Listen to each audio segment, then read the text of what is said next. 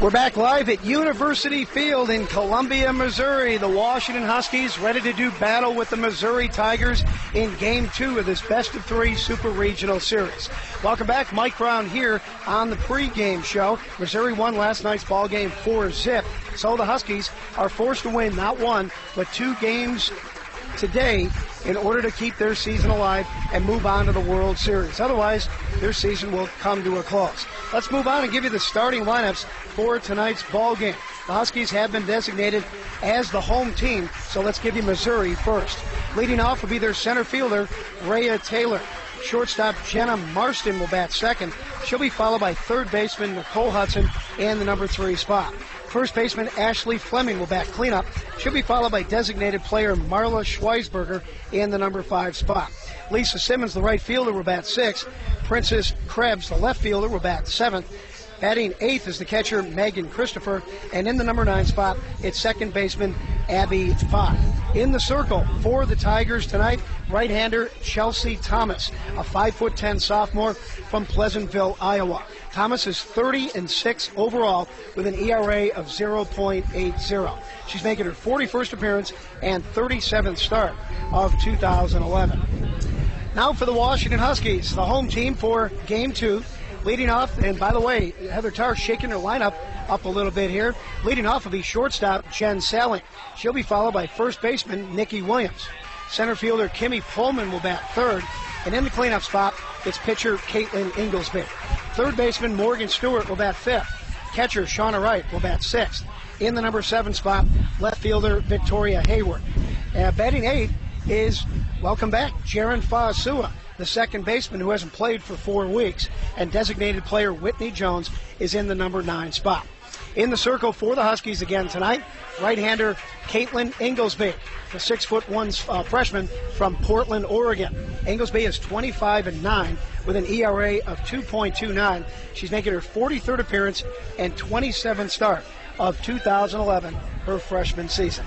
So there you have it, the starting lineups for Missouri and the Washington Huskies for Game 2 of this Super Regional Series. I'll be back with the start of the ball game right after this timeout. Are you looking for a late model car, pickup, SUV, or van? Then why not try the James G. Murphy Company Auctioneers? All of our vehicles are sold with no minimum bids or buyer's premium.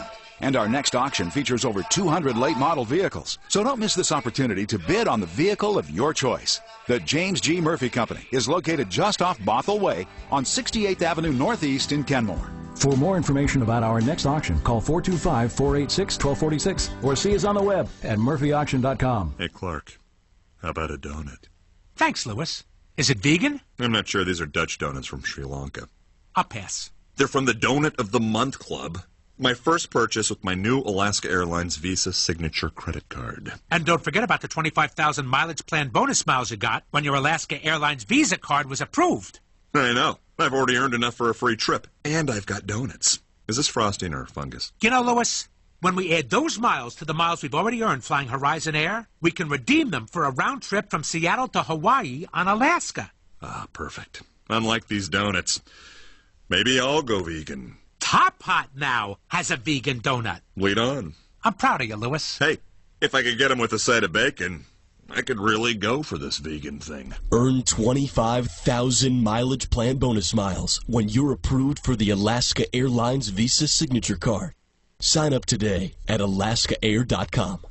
Are you a building owner, engineer, or contractor in the industrial and commercial marketplace? CM Hoskins Company is your source for vibration isolation, seismic restraint, thermometer gauges, and accessories. CM Hoskins Company, in the business of vibration isolation and seismic restraint of commercial and industrial heating and ventilating equipment since 1976. Put our wealth of knowledge and experience to work for you.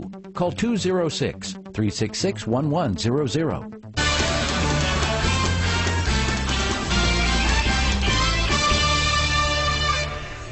Back live at University Field on the campus of the University of Missouri. How you doing, Husky softball fans? It's Mike Brown here, getting ready for the start of Game 2 of this best-of-3 series between Washington and Missouri for the right to go to the Women's College World Series. Time now for me to bring in my broadcast partner, a guy who stood in line with hopes of lowering the flags to half-mast for Memorial Day tomorrow. That's none other than my color commentator, John Colley. Johnny? You know, and they're putting them at half-mast already, or all over Missouri for the folks down in Joplin. So the job was already taken. There's somebody already doing it. Yep, Memorial Day coming up tomorrow. Watch the Indy 500 today. What a fantastic finish that was. And the Huskies hoping for a fantastic finish of their own, John. They have to win not one, but two against Missouri tonight. And it ain't going to be easy against Chelsea Thomas. Now, the good news is, though, Mike, every super regional that was played today went to the if game. So that's the good news. Now, the bad news is that it's so far the teams who won the first game went on to win. And Cal and Baylor is ahead of Georgia right now, looking to get in the College World Series. So the Huskies, the last teams playing along here with Missouri and trying to extend it out to a second game. And if that happens, anything can happen. Well, if ever there's a time to take it one game at a time, it's right now. And the Huskies need to just win this first one to force the third game later on tonight. Rhea Taylor will lead off for Missouri, again designated as the visiting team for Game 2. The Huskies would be the visiting team if they force a Game 3. But we'll worry about that a little bit later on. So Taylor, the center field, stepping in, and we're ready to get underway as Inglesby comes to the plate with a pitch that's swung on and lined right back up the middle into center field. So a leadoff single for Rhea Taylor on the first pitch of the ball game, and the Tigers already underway on a positive note. Well, and Mike, they did a nice job holding Rhea Taylor down yesterday. She was 0 for 2 with a walk. Once she walked, she was able to steal second and ended up scoring. The Tigers think that they can steal against the Huskies, so look for Taylor to go early in this at-bat. The one time she did get on base last night, she took off on the first pitch. Let's see what happens right here. She's not going on the first pitch to Jenna Marston, and that one's in for a called strike, 0-1. So Marston up there with a .325 batting average. She's hit 2 home runs and 20 RBIs this year. Left-handed hitting sophomore, hoping to move along that runner from first if she doesn't try to steal herself. Next pitch on the way. Taylor not going, and this delivery is a little bit outside. That makes the count 1-0. Last night, Marston hit a ball to Maggie Wagner at second base that Maggie should have fielded and thrown her out. Not able to make the play, and then Marston came around to score the first run of the ball game. The count is 1-1 on the hitter, Jenna Marston. Next pitch, there goes the runner. There's a throw on down to second base, and it's not going to be in time as Selling puts the tag on a little late on Rhea Taylor, who has just stolen her 43rd base of the season. So the Tigers have a runner in scoring position with nobody out here in the top of the first inning. Taylor stealing number 42 last night. Later in the game, eventually came around to score a run. Missouri winning that game by the final of 4-0. Here comes the 2-1 pitch on the way to Marston. Now it's high and inside. And Caitlin Inglesby falling behind 3-1 on the hitter, Jenna Marston. Not surprised to see Taylor stealing. She is the Big 12 career stolen base leader. That was 184 for her career. One of only 16 players with 300 hits, 200 runs, and 100 steals. Next pitch on the way now. A check swing. And it's a ball. They're going to peel down to the third base umpire. Jeff Sloan says she did not go around. So now first and second for Missouri on the walk to Jenna Marston. Here's our umpiring crew for tonight's ball game. Behind the plate, John Kernat. Glenda Bates is working up the first base line, and the third base umpire is Jeff Sloan. Nobody out here in the top of the first. Tigers with runners on at first and second. And the number 3 hitter in the lineup, Nicole Hudson, steps in against Inglesby. Here's Caitlin's first pitch to her. Bounces in. Stopped nicely by Shauna White, who now loses control of the ball as she was getting ready to throw it back to Inglesby. It goes all the way to the Tiger dugout up the first base line, and both Taylor and Marston will move up 60 feet. Well, the Huskies last night came out in the first inning, made a mistake, and it cost them. Here again, first inning, Missouri putting pressure on, and the Huskies not responding the way you'd like to see them. I think they're going to have to charge an error to Shauna right there. Let's see. It's not a pass ball. She blocked the pitch down in the dirt. It was right in front of her. It's when she picked the ball up and went to throw it back. So she should be charged with an error, allowing both runners to move up 60 feet. They haven't put it up on the board yet, but we'll just keep an eye on it and see what they decide right there. Throughout the season, Caitlin's found herself in these situations, and many times. She's found a way to wiggle off and at least limit the damage, if not keep it to 0. Next pitch now. And that is in for a called strike to even the count at 1-1 on Nicole Hudson. Rhea Taylor's on at third. Jenna Marston's on at second base. Nobody out, top of the first. So trouble right away for the Washington Huskies. They are going to rule a pass ball on Shauna Wright. There's a swing and a drive out into right field. Going to drop in front of Ashley Tuiasosopo. She throws home. No way to get the runner there. It's cut off by Nikki Williams, who throws to second base, and the ball winds up out in center field. And another run comes in to score to make it 2-0 in favor of Missouri. And the Huskies not only doing what they did last night and making mistakes early, they're making multiple mistakes, and it's really hurt them as they've already given up 2 runs, and nobody is out. And that's a ball that you're not sure if Ashley Tuiasosopo is going to be able to catch or not. She does the smart thing, keeps it in front of her, makes a strong throw to the cutoff man. You're not going to keep Rhea Taylor from scoring, but they could have kept Marston from scoring. They had her at third base, and then the batter, Hudson, was caught dead to rights between first and second. And Nikki Williams, instead of running at the runner, making her commit and then making a throw, immediately threw to second base. It was wide. It got to second, out to center field. That allowed Marston to score and Hudson to move into second base, and there's still nobody out. The Huskies shooting themselves in the foot here in the first inning. An error and a pass ball already as the first pitch to the cleanup hitter, Ashley Fleming, is swung on and fouled on a play. Wow. Very uncharacteristic for the Washington Huskies, the way they are playing so far in this ball game defensively. Shauna Wright with a mistake, Nikki Williams with a mistake. 2 runs are in for Missouri, and still nobody out, and they have a runner on at second base. Next pitch to Fleming is on the way, down in the dirt, bounces away from Shauna Wright, and that will allow Hudson to move into third base so he can add a wild pitch to the mistakes that are piling up quickly for the Washington Huskies. That ball bounced off Shauna Wright. It went to the screen, and she kind of jogged after it. There doesn't seem to be that sense of urgency from the Huskies. They're one game away from their season ending, and they're not playing with the fire, the enthusiasm that you would hope they'd start this game with. Here's the next pitch to Fleming now. That's down in the dirt again from Inglesby, stopped nicely by Shauna Wright. The count is 2-1 on Fleming, who leads the Tigers with 14 home runs and 62 RBIs. So a terrible start for Washington. But it is just a start. It's a long game, and we know the game of softball can be very quirky. It's just important for the Huskies to settle down and get into this game. The next pitch. Swing and a chopper hit to first. Nikki Williams juggles it, holds the runner at third, and will come up the line and tag out Fleming for out number 1. So score it 3 unassisted. Runner stays put.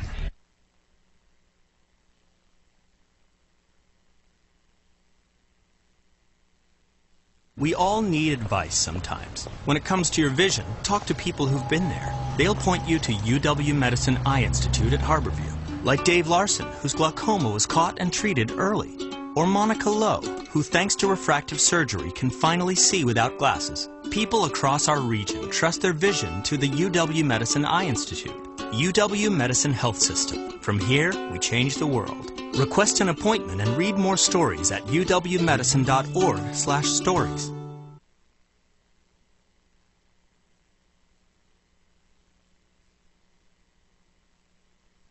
Difficulties. Missouri has just scored another run on an infield ground out. Nicole Hudson on at third base came home attempting to score on a ground ball hit to Jen Salling. The throw was on the money, but Hudson slid underneath the tag of Shauna Wright. She was ruled safe. It was a very close play, but it's going to be 3-0 now in favor of Missouri, who still has a runner on at first base and just 1 out. And Mike, that happened right in front of us. We could see it as it happened. And the ball did beat the runner, but the tag was not able to be applied before she slid under it. It was a good call by John Cornell. And the Huskies now have a 3-0 deficit, runner at first, and only the 1 out. And Lisa Simmons, the right fielder, at the plate. The pitch from Inglesby. Swung on. There's a blast to right field. Back out of Tuiasosopo. It's overhead, and it's over the fence. A 2-run home run for Lisa Simmons. Makes it a 5-0 ball game, and the Tigers have just come out roaring, to say the least. Wow. 5-0 Missouri. And still just one out in the top half of the first inning. They are just clobbering the Huskies, who have also shot themselves in the foot on at least 3 occasions. That's a terrible combination, and Chelsea Thomas hasn't even thrown a pitch yet. And, Mike, that's a ball that was right down the middle of the plate and got way, way too elevated. The hitter knew what to do with it, send it out there to the short porch and right field. And the Huskies find themselves down 5-0. And I'm as stunned as I've ever been doing a Husky game. This is not what I expected from the team as they started today. They were loose this morning. They seemed ready to go out and play. They're not showing it between the lines. Third home run of the season by Lisa Simmons, a 2-run blast to make it 5-0. First pitch swinging to the next hitter, Princess Krebs. Swing and a miss, 0-1. Tigers have come out swinging the bats, no question about it. Rhea Taylor singling on the first pitch of the ball game, and Missouri's been rolling ever since. Next pitch to Krebs now. Swing and a foul straight back. It's 0-2. Boy, capacity crowd here again at University Field. They set a attendance record last night with 2,595. They may surpass that today. It looks like those outfield stands are just a little bit more packed, and definitely more people out there on the practice green, so I'm sure you're right, Mike. Next pitch to Krebs now. Swing and a chopper, foul up the third base line. It's going to dribble, foul. Oh, Morgan Stewart touched the ball before it got into foul territory. No, they are going to say it's a foul ball. And now Aaron Earlywine is right in the face. Home plate umpire John Kernett, who just threw him out of the ball game. Wow, what an eventful game we've had. We only got one out at the top of the first. So Earlywine has been thrown out of the ball game. I don't think there's any reason for him to be really arguing that call right there, John. I mean, after all, it wasn't a fair or foul ball up the first base line. He's already got a 5-run lead in the first, but he is gone as Phil Bradley, the former Mariner and a volunteer assistant, comes out and tries to help the situation out as well, talking with the home plate umpire. Smart play by Morgan Stewart. She waited. As soon as it was foul, she touched it. It was very close to the line. Yep. But Earlywine showing that sometimes he gets caught up in the wrong parts of this game, Mike. We've heard it earlier, him complaining about the respect that Missouri gets from ESPN. They're always having to play night games. He's putting pressure on his young pitcher by comparing her to some of the all-time greats. And here he is blowing up with a 5-0 lead on a close call by an umpire who was right there to make the play in position. Just rather ridiculous. I'll tell you, that's flat out stupid. I mean, yes. Luckily for him, he's got a 5-run lead, but it's just a stupid piece of judgment on his part.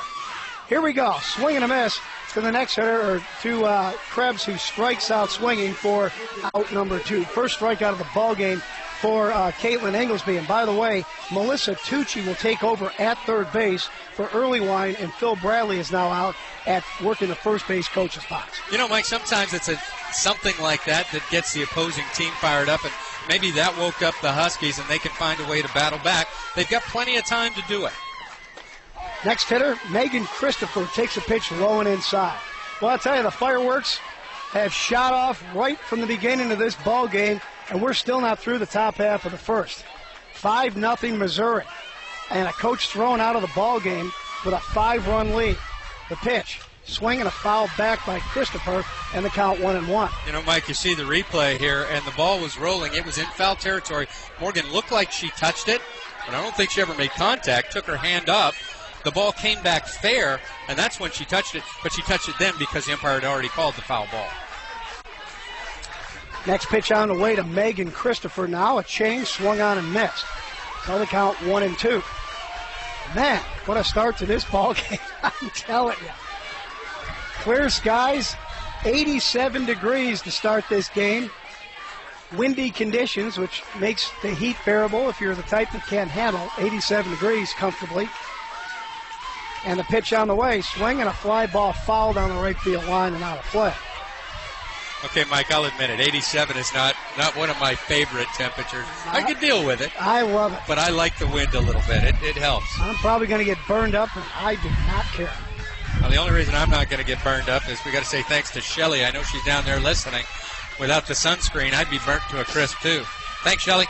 The count is 1-2 on Christopher. Here comes the pitch. A change, swung on and fouled away. So still 1-2 on the Big 12 Defensive Player of the Year, Megan Christopher, who's done a heck of a job working behind the plate for the Tigers. They lead it 5-0. We're in the top of the first, 2 out. And the Huskies trying to get out of this mess that they partially created for themselves. A pass ball, a wild pitch, and a throwing error, all in the top of the first. Next pitch on the way to Christopher. And that one down a little bit low. We've also had the head coach for the Tigers thrown out of the ball game, arguing a foul ball call. And I think he was right to get thrown out. He was showing up the umpire. He was pointing his finger right in his face. Goodness only knows what he said. And not a smart move if you're a head coach. Here's Inglesby now, trying to get out of this inning. A pitch on the way, swung on, a grounder hit the ceiling at short, bobbles it now, throws to first in time. And the Huskies finally put the lid on the top of the first inning on the Missouri Tigers. But not before they score 5 runs, including a 2-run home run by Lisa Simmons. And we'll go to the bottom of the inning with the score, Missouri 5, the Huskies coming to bat. It's almost barbecue season, and you want to make sure you have the best for your grill. So stop by Tim's Seafood in Kirkland. Located in Park Place Center, Tim's Seafood offers the freshest seafood around. Crab, halibut, salmon, Pacific snapper, homemade crab cakes, ahi poke, and more. Plus, Tim's has all the mouth-watering recipes to go with it. Call 425-827-0195 or go to timseafood.com. For your next barbecue, remember Tim's Seafood in Kirkland, because friends don't let friends eat farm salmon. To make it in this league, you need to give 100% of the time. Why would you expect anything less from your auto mechanic? The professionals at Seattle Auto Service Center are the area's leading automotive professionals. They feature ASE certified technicians, trained and certified to perform diagnosis, repair, and service on all systems of your automobile, truck, and SUV. For all your auto repair and maintenance needs, visit them at 6718 Roosevelt Way Northeast or find out more at SeattleAutoServiceCenter.com.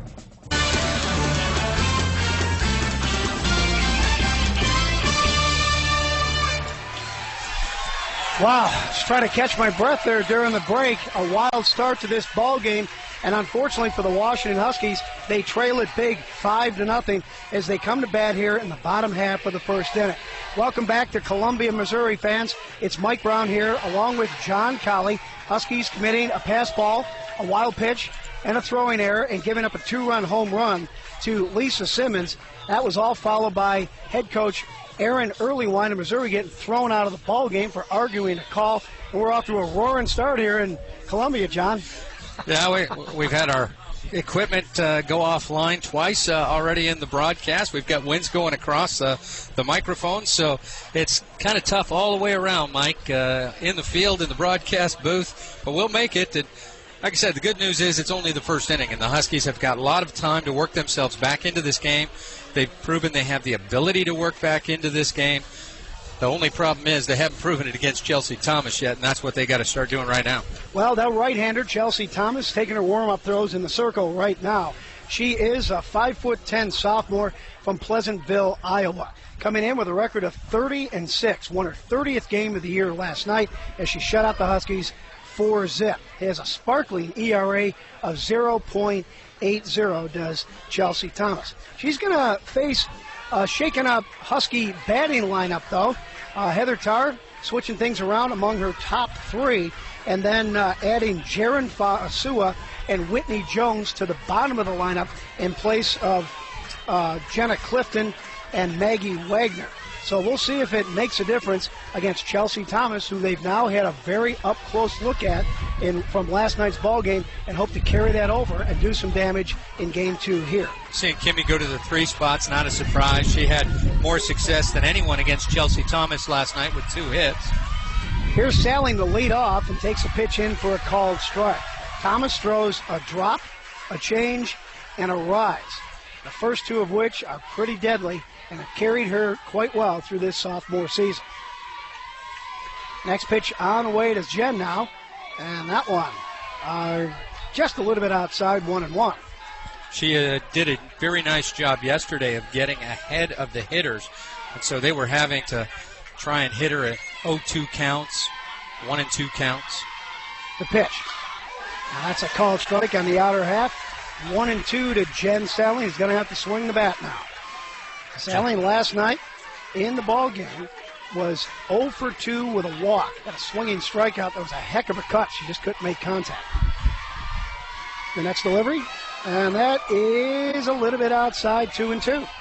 Well, we've talked to her throughout her entire career what a great eye Jen Salling has. I don't know the number of times she's been caught looking. But now she's going to have to force the action and cover the plate with 2 strikes. Happened once last night. Here's the pitch, swung on and popped foul out of play up the third base line. Almost caught by one of the members of the press box, as a matter of fact, but instead, count's going to be 2-2 to Jen Salling. Give the man a glove. If he's going to make that play, he needs a glove. Sunny skies here in Columbia, Missouri. It doesn't look like that's going to get interrupted.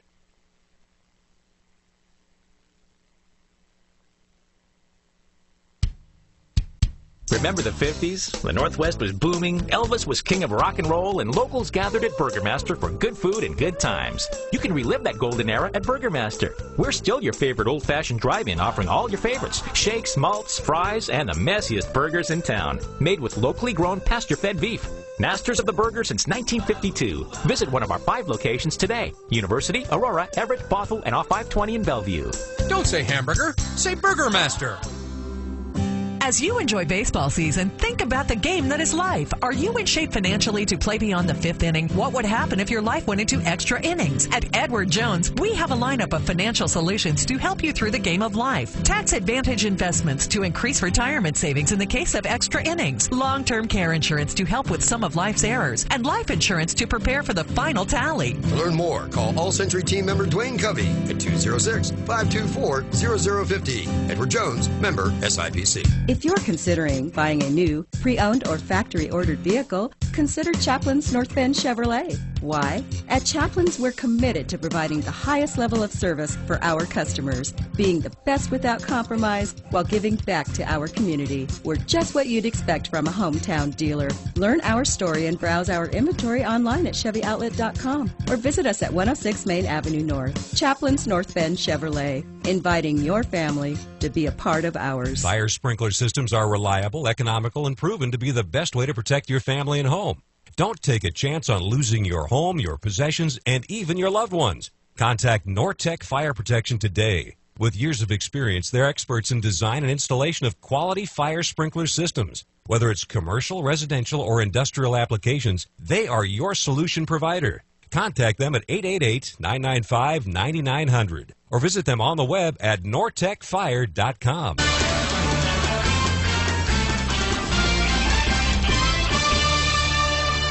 Hey, dog fans, if you're wondering where the game is, we're having some technical difficulties right now, and we're working with Mike Brown and John Cowley out in Columbia, Missouri, and we will establish communications just as soon as we can. So stay tuned. More Husky softball to come right here on Alternative Talk 1150. Welcome to Isla Earth. If you're looking to save energy and cold hard cash, check out the fridge. An inefficient model burns up to $280 a year. Even newer appliances could be more efficient, say Green Design engineers in Australia. They've created prototype fridges that save electricity because they chat with each other online. No, it's not MySpace for fridges. Rather, the refrigerators contain sensors and software that relay information about local temperatures and energy use. They also connect to solar panels or wind turbines that generate power the fridges store in batteries. When the weather gets hot, consumers turn up their air conditioning. That makes electricity use spike, and that causes blackouts. But the chatting fridges could help. They sense when temperatures rise and take stress off the grid by switching to their stored electricity. They even tell other networked fridges to conserve energy and share their stored power. Sam West, chief engineer on the project, notes that reducing energy use this way reduces the need to build new power stations, and that's one of the simplest ways to reduce greenhouse gas emissions. The chatting fridges might be the coolest online community yet. Learn more at islaearth.org. Isla Earth is recorded on the campus of California State University San Bernardino and produced by the Catalina Island Conservancy, because Earth is an island. Remember, you're listening to Alternative Talk, 1150 AM. Cut through the clutter with the latest up-to-date information on happenings in the world of real estate, mortgage, and personal finance. Tune in Wednesdays at 3 p.m. for Brassionomics, an upbeat, interesting, and informative hour you don't want to miss. Hosted by Ben Brashen, you'll be entertained and informed as Ben and his guests of industry professionals share ideas and strategies you can use every day in your own life. You won't want to miss this show. Brassionomics has the information you need to stay in the know. Tune in every Wednesday at 3 p.m. You'll be glad you did.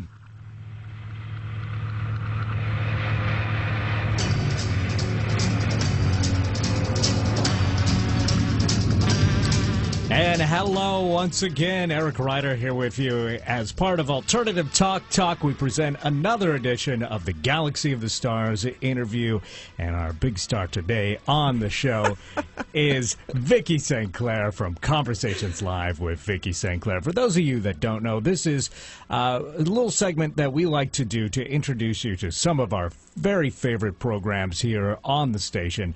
One of the broadcast highlights of my week each week is getting to work with Vicki St. Clair and doing the Conversations Live with Vicki St. Clair program, which airs Mondays at noon here on Alternative Talk 1150. Good afternoon, Vicki, or let me just say good day, because who knows when this is airing. Well, good day to you, Eric. I'll pay you for that very nice introduction later, okay? Thank you. I look forward to that. Buy some chips. Or crisps, as you say in your country. Crisps, as we say in my country. Yeah, and we've alluded to a little bit of the fact, and it's perfectly obvious anytime you say hello or anything on the air that you do originally hail from Great Britain. I do. And whereabouts in the UK are you originally from? I came from Birmingham, which is the central point of, it's pretty central. It's called the Midlands. It's an area called Midlands. It's about 110 miles north of London.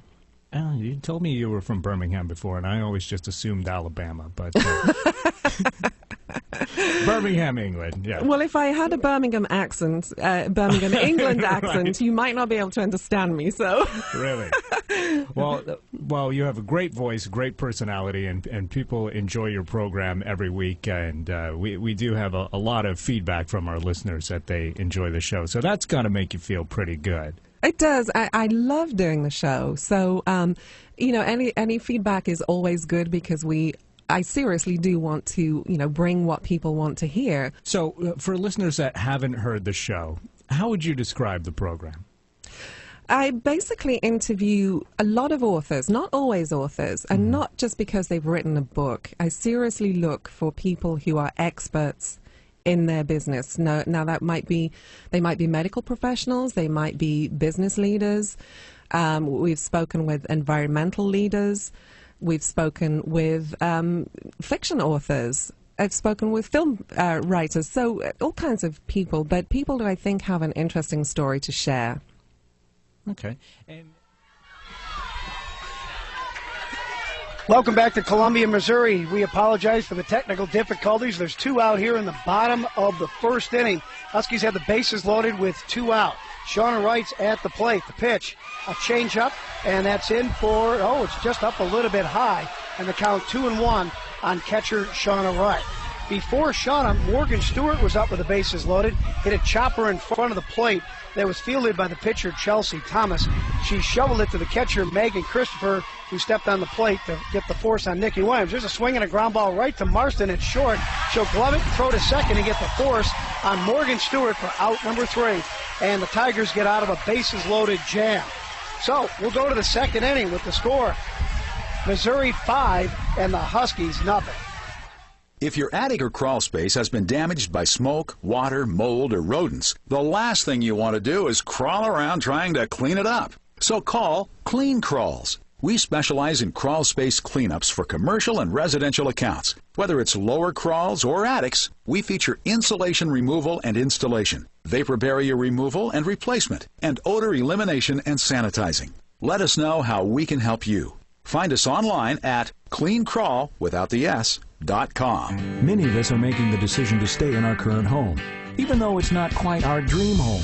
SBH Builders can help. We offer over 50 years of experience in remodeling, additions, and restorations. We provide our valued customers a quality product at a fair price. You can see our work online at sbhbuilders.com. That's sbhbuilders.com. Let us help turn your current home into your dream home.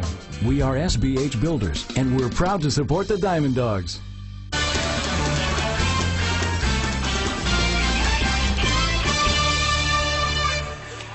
Back live at University Field, it's Mike Brown here, along with John Colley.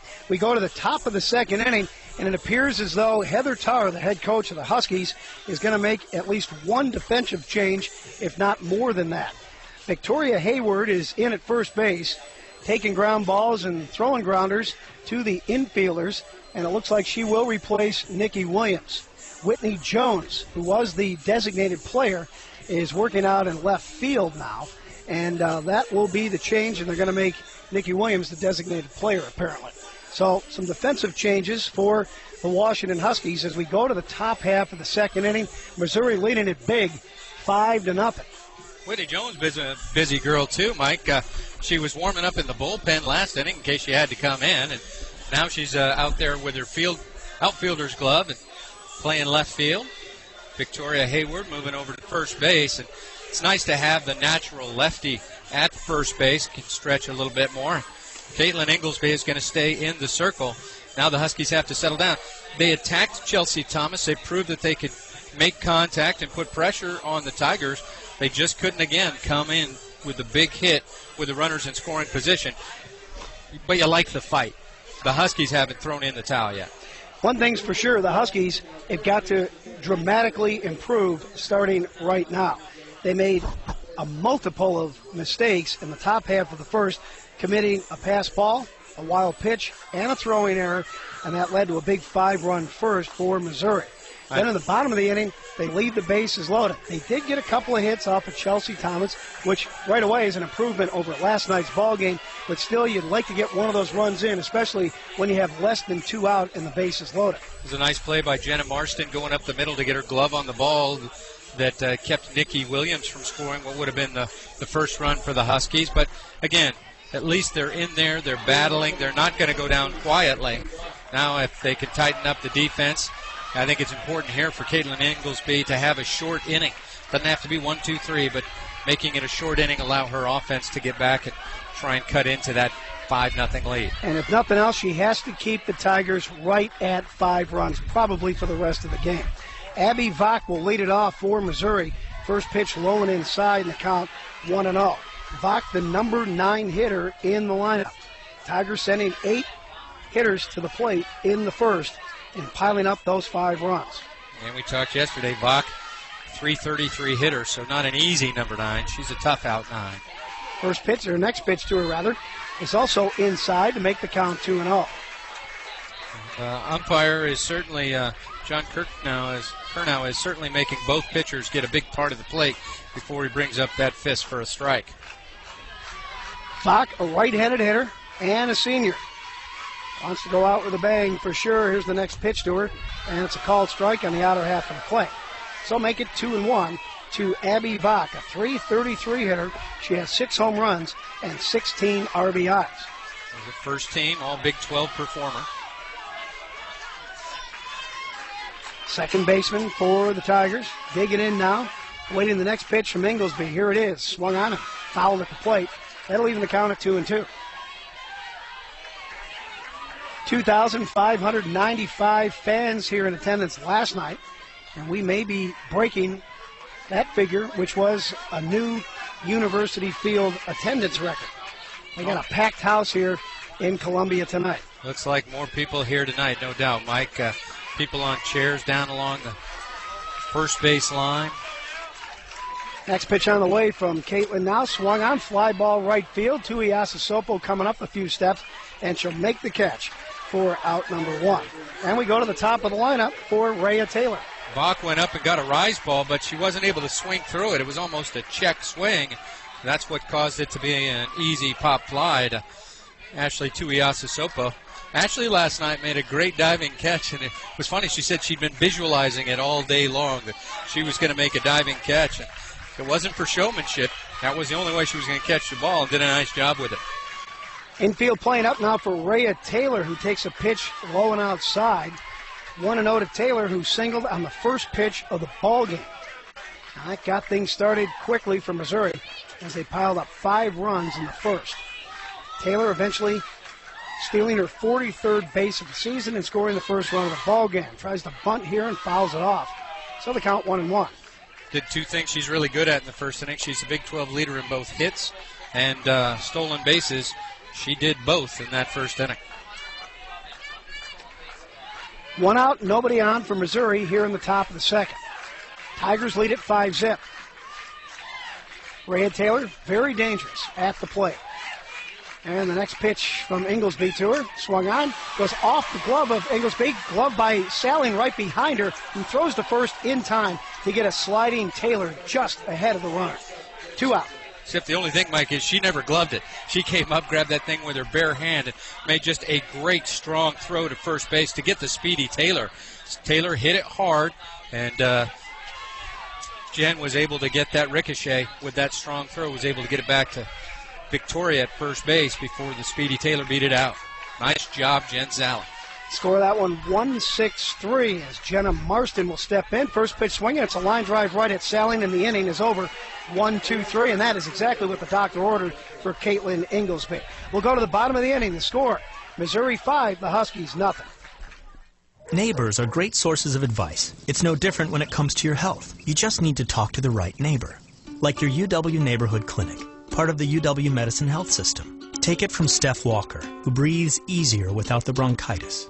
Or the Renoir family, whose girls have their annual checkup every November.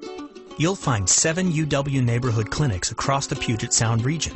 UW Medicine Health System. From here, we change the world. Read more stories at uwmedicine.org/stories. Are you thinking that old mower of yours just won't cut it this year? Then call the pros at Aurora Lawnmower. They specialize in small gas engine repair, including tune-ups and blade sharpening. Your mower will look and act like new for a fraction of the cost. They also sell state-of-the-art equipment and new brands like Toro, Snapper, Honda, and Steel.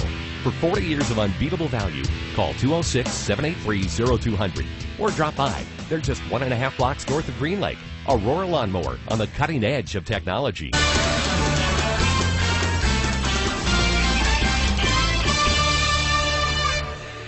Well, things have settled down a little bit anyway here at University Field.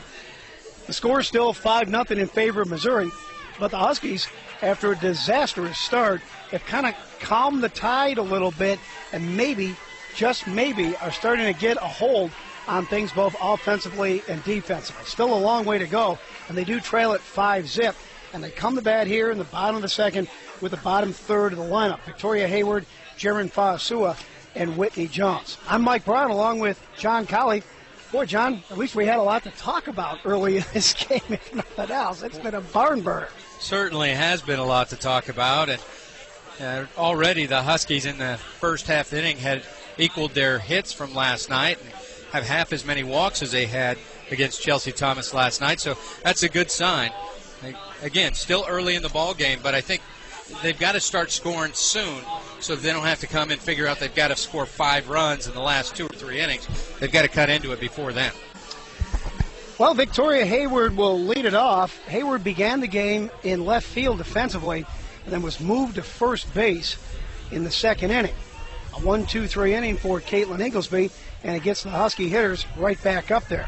Hayward to be followed by Jaren Fa'asua, who has seen her first action in 4 weeks. And then Whitney Jones, the freshman who began the game as a designated player, but that was then inserted in the left field to take Hayward's place after she moved to first.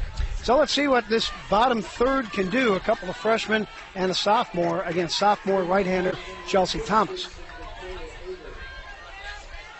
Sunny conditions here in Columbia.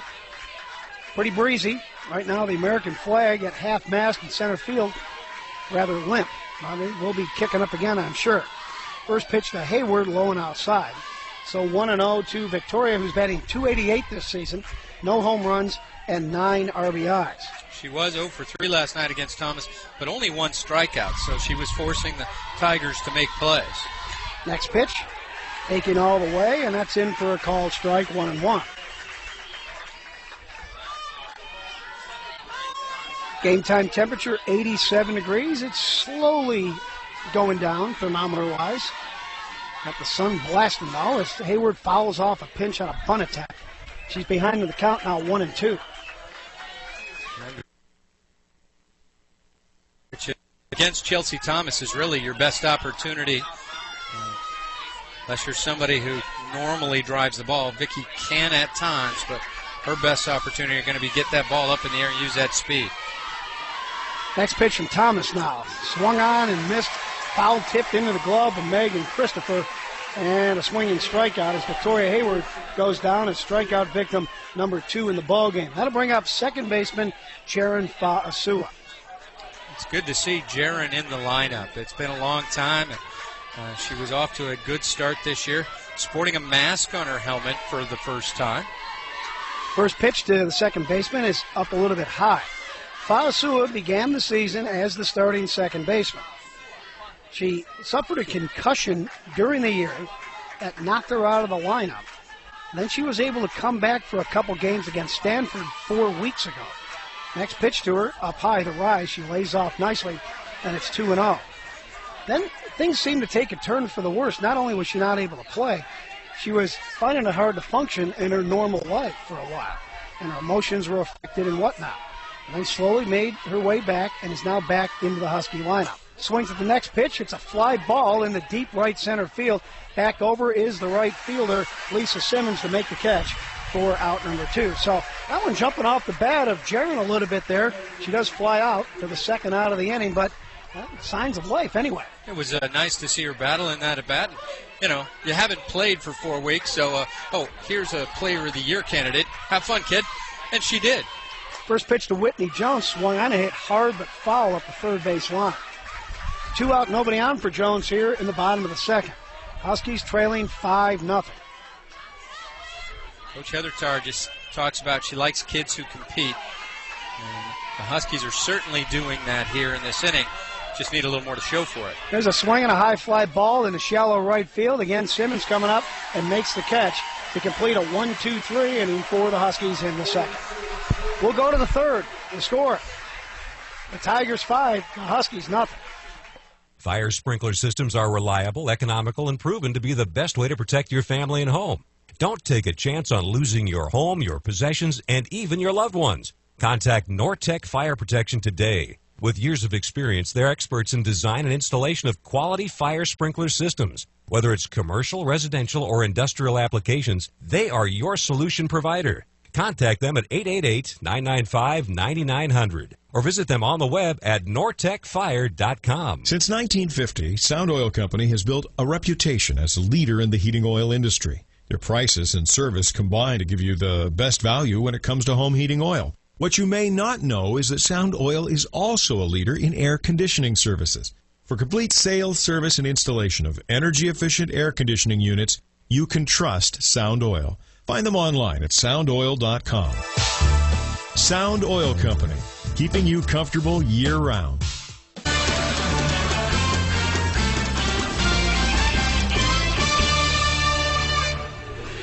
Moving along, we go to the top of the third inning here in Columbia, Missouri. Mike Brown along with John Colley. We're here on 1150 AM KKNW, the home of Husky softball again here in 2011. Glad we could have you on board here. It's just unfortunate we don't have better news to pass along as the Tigers lead it big 5-0 as they come to bat in the top of the third. Missouri scored all of their runs in the top half of the first inning.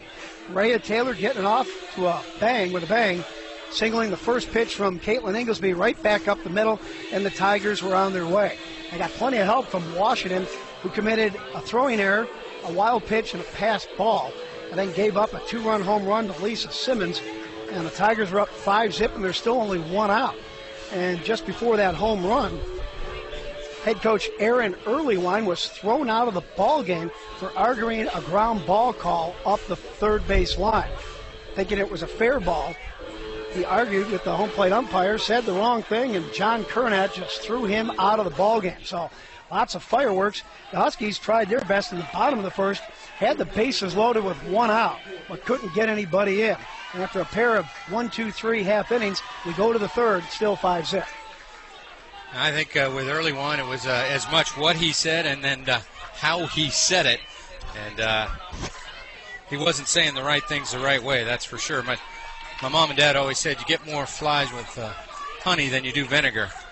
He was full of vim and vinegar right there. No question about it. John Kernat just reared back and threw his butt out. It was quick, too. It was like a roundhouse gesture, too, like he was gone, man. Well, it sure added a lot of excitement to the ball game, especially if you're an objective observer.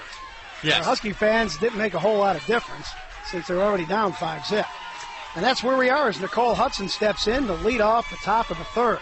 The pitch. Change swung on, and a dribble hit right in front of the plate. It's going to be ruled a fair ball. Shauna Wright comes up, throwing a hard throw to Victoria Hayward at first, and got the runner. One pitch, one away.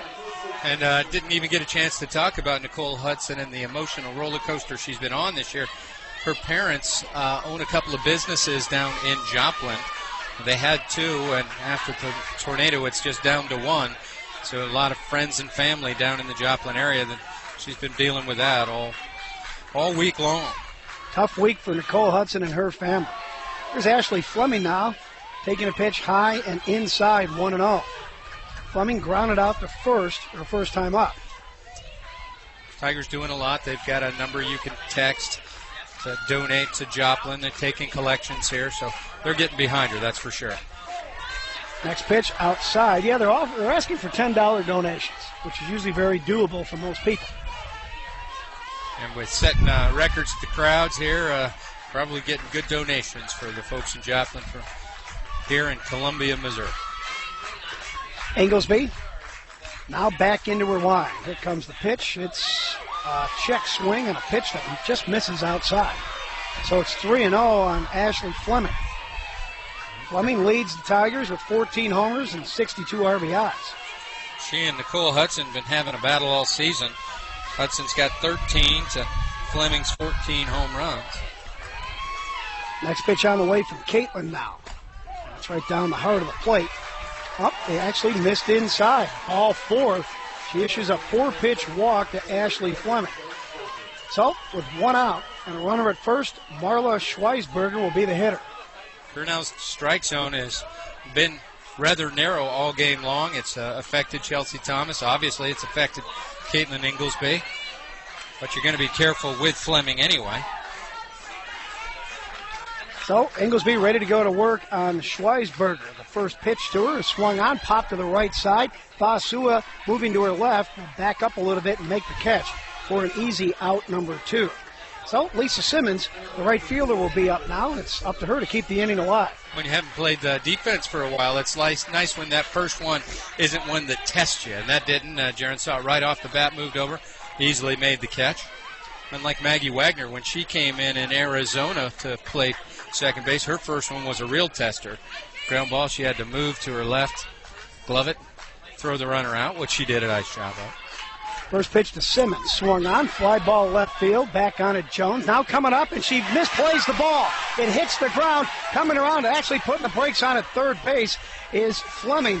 And now the Tigers will have runners on at second and third on the error by Whitney Jones. She should have had that one. She should have had it. The wind is swirling and blowing in, and so when you haven't been playing the field again, I say it's nice when the first one's an easy one. Well, this one was not an easy one for Whitney. She went back on it.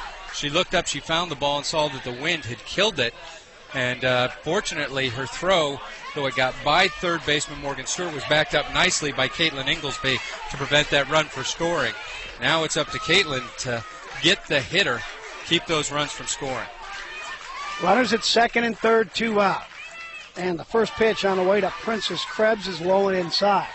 That's the kind of play that a pitcher really thinks, I'm out of this inning. And then when it doesn't happen, they have to readjust their thinking and go after the next hitter.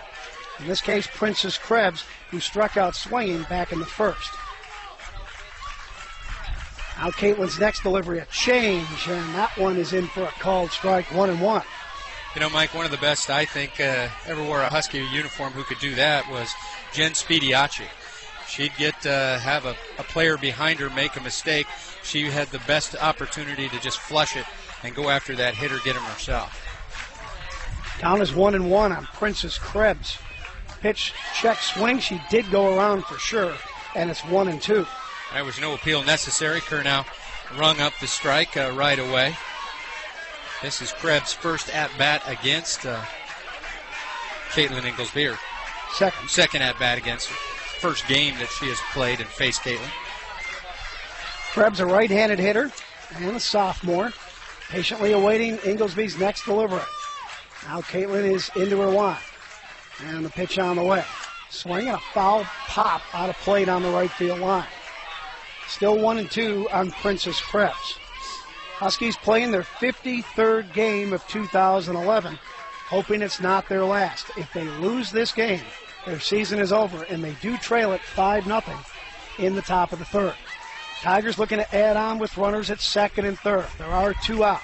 And the count 1-2 on the hitter, who has a pitch bounce in. Here comes the runner from third base as the ball gets away from Shauna Wright. She can't recover and throw to Inglesby in time. And in to score is Ashley Fleming to make it 6-0 Missouri on another wild pitch from Caitlin Inglesby. At least we think so.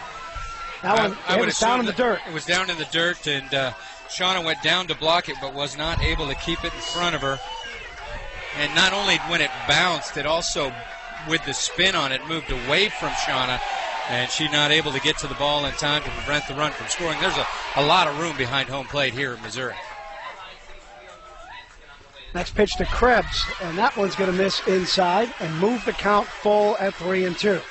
So the Tigers getting their 6th run on a wild pitch with a runner on at third.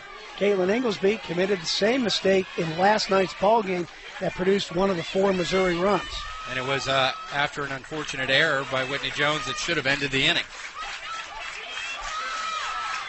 A full count pitch now. Check swing. Did she go around? No.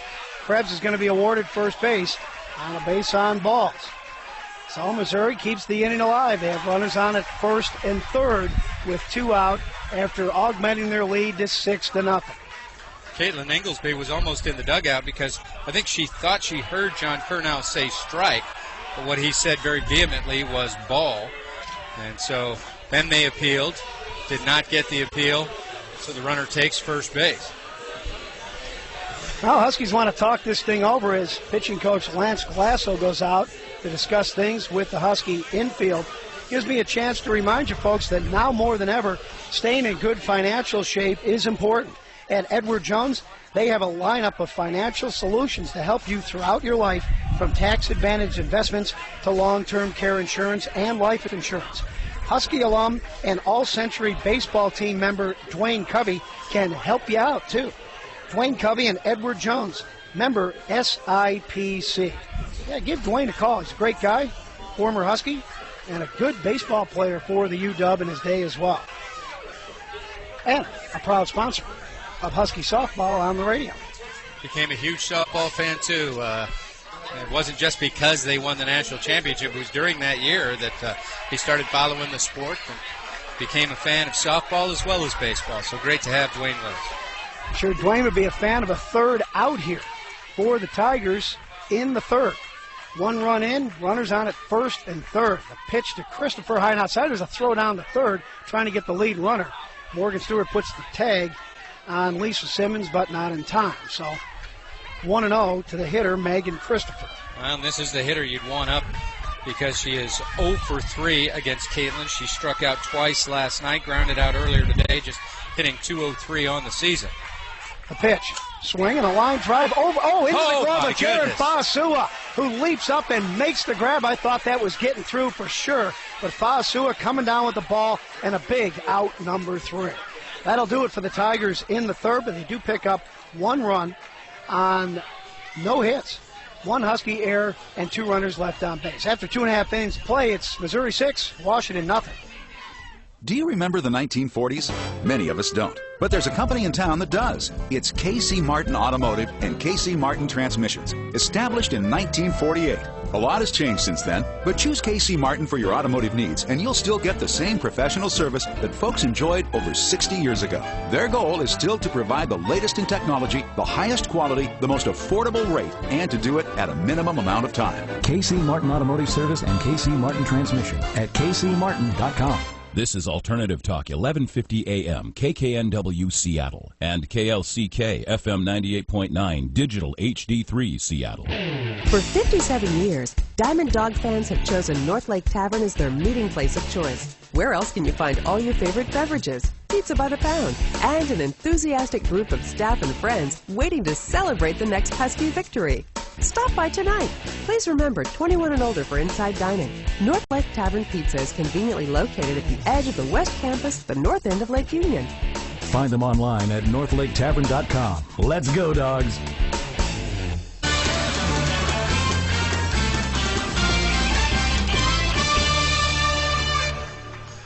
Sunny skies prevailing here in Columbia, Missouri, and so is the Tiger lead, 6-0 now, as Washington comes to bat in the bottom half of the third inning. Welcome back, fans. It's Mike Brown here along with John Colley. Wishing we had more good news to tell you, but there has been very little for the Washington Huskies in this Game 2 of the Super Regional. Now, we've still got a long way to go, but the Huskies got a long way to go to just get even with Missouri, not to mention going ahead. So down 6-0, they're going to send up the top third of their lineup against right-hander Chelsea Thomas, who has shown some chinks in her armor so far in this ballgame, John, but still hasn't allowed any runs. Well, the Huskies proven that when they get that information, they are able to do something with it. Nikki Williams able to make an adjustment, get a hit going up the middle. So a good sign from the Husky offense. They just got to put the hits together. Again, you're not going to get 6 runs at one time. You just got to start chapping into it one inning at a time, as many runs as you can get. We saw them do it against Arizona. They ended up still losing a game, but against Shelby Babcock, they were down and found a way to battle back throughout that game and stay in it. But they've got to start now, Mike. Jen Saling, Nikki Williams, and Kimmy Pullman are due up for Washington here in the bottom of the third. Saling, a strikeout victim, to lead things off offensively back in the first. She's still looking to make some solid contact against Chelsea Thomas. Last night, Saling 0 for 2 with a walk. Struck out the 2 times she did not get on base. So let's see what happens as she leads things off here in the bottom of the third. First pitch on the way to Jen, swung on. There's a drive to straightaway center field. Back on to Taylor. It's going to get over her head. Saling rounds first, and she'll pull up into second base standing with a leadoff double here in the third. Jumping all over that first offering. Good decision by Saling, and she gave it a ride. She wasn't waiting to work the count. She got a ball that was up over the middle of the plate, about belt high, and knew what to do with it. Taylor once again playing in against a lefty slapper, and Jen made her pay. That's what the Huskies needed, a little spark to get the inning started. So here's Nikki Williams, who singled her first time up. She does the same thing right here. The Huskies are going to get on the board as they have Saling on at second with good speed. First pitch swinging, it's a ground ball right side. Up with it, Bach. She'll throw to first base to get Williams for out number 1. And on the play, Saling will move into third base. So score at 4-3, runner at third, 1 away. And here comes Kimmy Pullman. Aggressive base hitting, and that's what you like. If you've got a pitcher who likes to work ahead in the count, you've got to look early in the count for a pitch to hit. And both Huskies did it. Nikki not being able to get it through, but at least was able to move it to the right side and get the runner over to third. Pullman walked her first plate appearance, swings at the first hopper and hits a one-hopper right at the first baseman, Fleming, who puts the tag on Kimmy, trying to run around her inside the baseline. Try to do something to get that run in from third, but Saling cannot move. She'll stay put at third with 2 out. And Thomas has only thrown 3 pitches, as all 3 Husky hitters have swung and made contact, putting the ball in play in this inning. I think Heather Targe going up to Caitlin Inglesby, say, hey, if it's there, hit it. But you think Chelsea Thomas is starting to clue in that they're swinging early, so she might throw one out of the zone to start Kate. First pitch to Inglesby. A change that drops down a little too quick in the dirt, blocked nicely by Christopher. 1-0. Inglesby, an infield single back in the first. Ball that was hit deep in the hole just to the left of second. Knocked down by the shortstop. The pitch. And that's a called strike. They'll even the count at 1-1.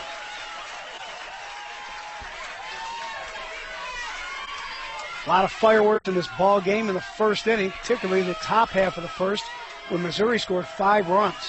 They added 1 in the third and lead at 6-zip here in the bottom of the third. The pitch. Up high, make it 2-1 to Caitlin Inglesby. The Huskies, the home team in this game. If they force a game 3, Washington will be the visiting team. They had a coin flip before the start of the series, and the Huskies lost. The pitch. Change, swung on, fly ball hit into the right field the opposite way, and coming up Simmons to make the catch. And what started off as a pretty positive sign with a double by Jen Saling quietly goes away as the next 3 hitters go down in order. So no runs, a hit, no errors, 1 left for Washington in the third. We'll move on to the fourth. The score of Missouri 6, the Huskies nothing. We all need advice sometimes. When it comes to your vision, talk to people who've been there. They'll point you to UW Medicine Eye Institute at Harborview, like Dave Larson, whose glaucoma was caught and treated early, or Monica Lowe, who thanks to refractive surgery can finally see without glasses. People across our region trust their vision to the UW Medicine Eye Institute. UW Medicine Health System. From here, we change the world. Request an appointment and read more stories at uwmedicine.org/stories. As you enjoy baseball season, think about the game that is life. Are you in shape financially to play beyond the 5th inning? What would happen if your life went into extra innings? At Edward Jones, we have a lineup of financial solutions to help you through the game of life. Tax advantage investments to increase retirement savings in the case of extra innings. Long-term care insurance to help with some of life's errors. And life insurance to prepare for the final tally. To learn more, call All Century team member Dwayne Covey at 206-524-0050. Edward Jones, member SIPC.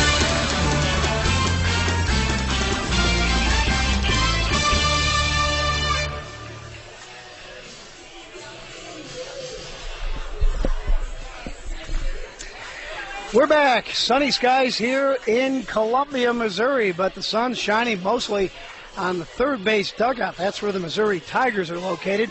They lead it 6-0 over Washington. Missouri and the Huskies battling for the 8th and final spot in the Women's College World Series. 7 of them have been claimed, and now the Huskies and Tigers are going to decide who gets that 8th one. Right now, things are pointing clearly in the direction of Missouri, who not only won Game 1 last night 4-zip, but leads 6-0 here in the 4th inning. Tigers scored 5 in the first, added 1 in the third, and the Huskies making it easy for them on a lot of occasions. Caitlin Inglesby, wild pitch to run home.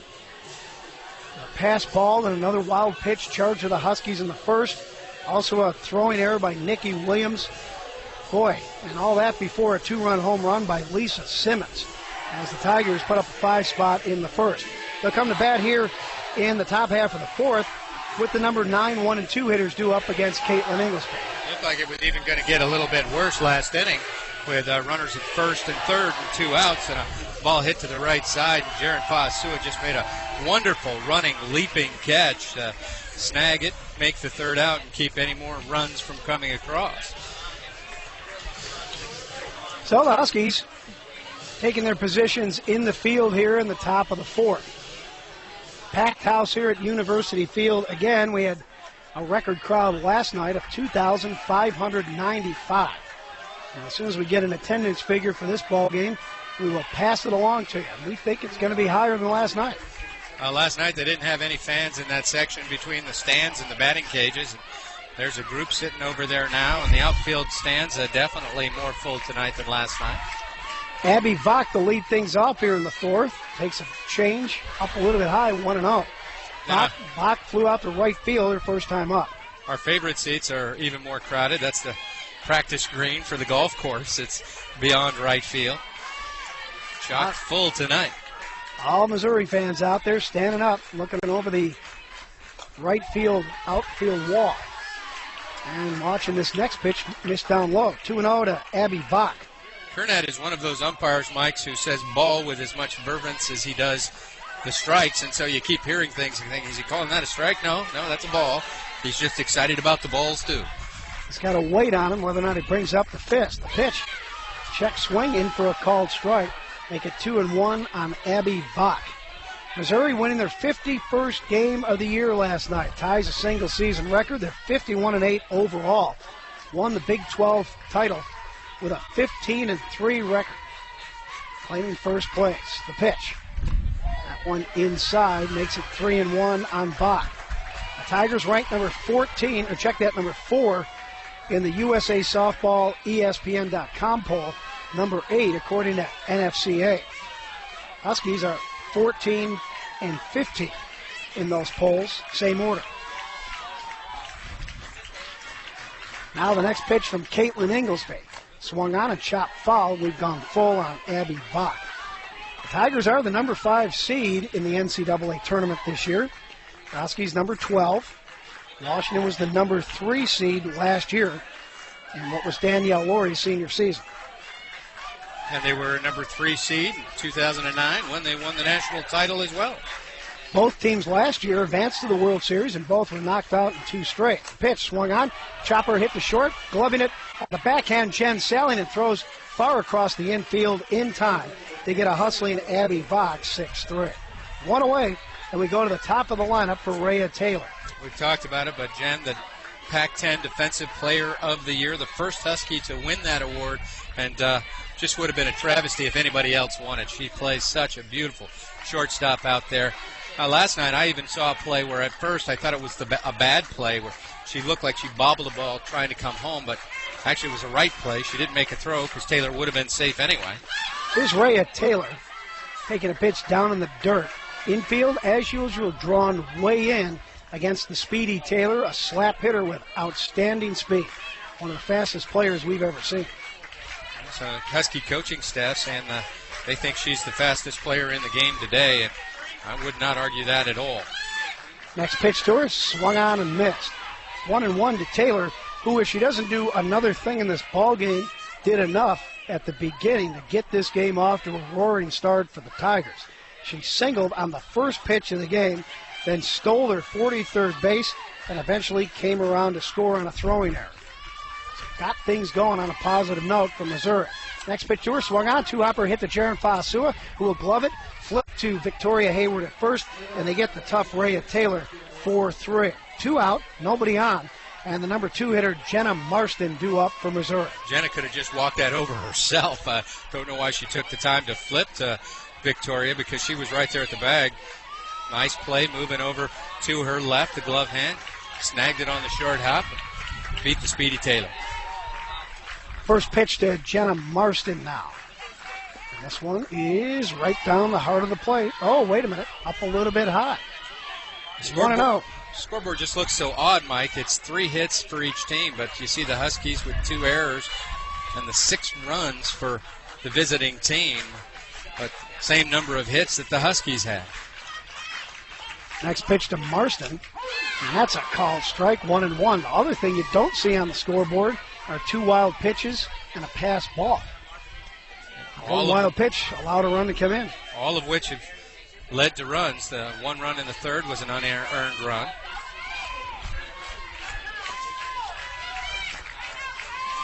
Here's the 1-1 delivery now, and that one is going to miss inside. 2-1 to Jenna Marston, who's 0 for 1 with a walk and a run scored in the ballgame. Marston, a left-handed hitting sophomore, starting shortstop for head coach Aaron Earlywine, who we remind you has been thrown out. He got tossed back in the first. The pitch, and that one just missing inside, 3-1. All I want to say about that, Mike, is silly, silly man. Oh, yeah. Absolutely, positively no reason for him to argue that vehemently on a call with a 5-run lead. He was in the third base coach's box when a ground ball up the third base line trickled into foul territory. Morgan Stewart touched the ball after it trickled back into fair territory, and Earlywine wanted to get a fair ball call. He got right in the face of the home plate umpire, John Kernat, who was all over the play, and immediately got thrown out. And it was a flat-out stupid decision to make because they're up by 5 runs, and even if it was a wrong call, so what at that point? And it looked like Morgan had touched it in foul territory. Whether she did or not, probably not, but it looked like it to Kernat. Next pitch is down low, and that's going to be another walk issued by Caitlin Inglesby. She walked back-to-back hitters in last night's ball game. That happened during the 5th, and she's already walked 4 batters in this game, and there's 2 out here in the 4th. That's not a good sign. Both pitchers struggling to find the strike zone of John Kernat. 2 of the 3 previous hitters that she walked came around to score. And what do they say? Walks will come back to haunt you. Let's hope it doesn't happen here with 2 out and a runner on at first now, and Nicole Hudson at the plate taking a pitch outside. 1-0 to Hudson. She's 1 for 2. Single back in the first during that 5-run first inning for the Tigers.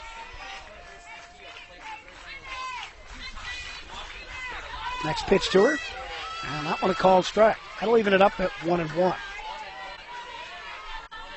Caitlin Inglesby, multi-sport athlete, known early on in her life for her exploits at racquetball. She's won a multitude of national and world titles up until she quit at the age of 14. Decided to concentrate on softball, and it's paid off as she's made it to the Division I level and has starred for the Huskies down the stretch here in her freshman year. Misses with the next pitch. It's 2-1 on Hudson. Won national world titles both in singles and in doubles, mixed doubles. She did it all on the racquetball court. Next pitch. That one is in for a called strike. We're even again this time at 2-2. There are 2 out here in the top of the 4th inning. Missouri with a runner on at first and 2 out. They lead it big, 6-0 over Washington. Trying to add on, maybe even create a run rule situation. Not too far from that happening. Next pitch on the way. And that one is going to miss, and we've gone full on the hitter, Nicole Hudson. Inglesby's going to have to come in with something right here. It'd be nice to get out of this inning. She does not want to put another runner on base with the cleanup hitter, Ashley Fleming, on deck. Marston at first base, going to be able to take off with the pitch. Full count, 2 outs. Gets that extra head start. Better call time, or they may be delay of game. Now she starts her windup in time. Now the pitch. Swung on and fouled back. So the count remains full. Huskies must win this ball game or their season ends. If they do win, they must win the next game, which will be played right after this one, or their season comes to an end. The winner of this series gets the 8th and final spot.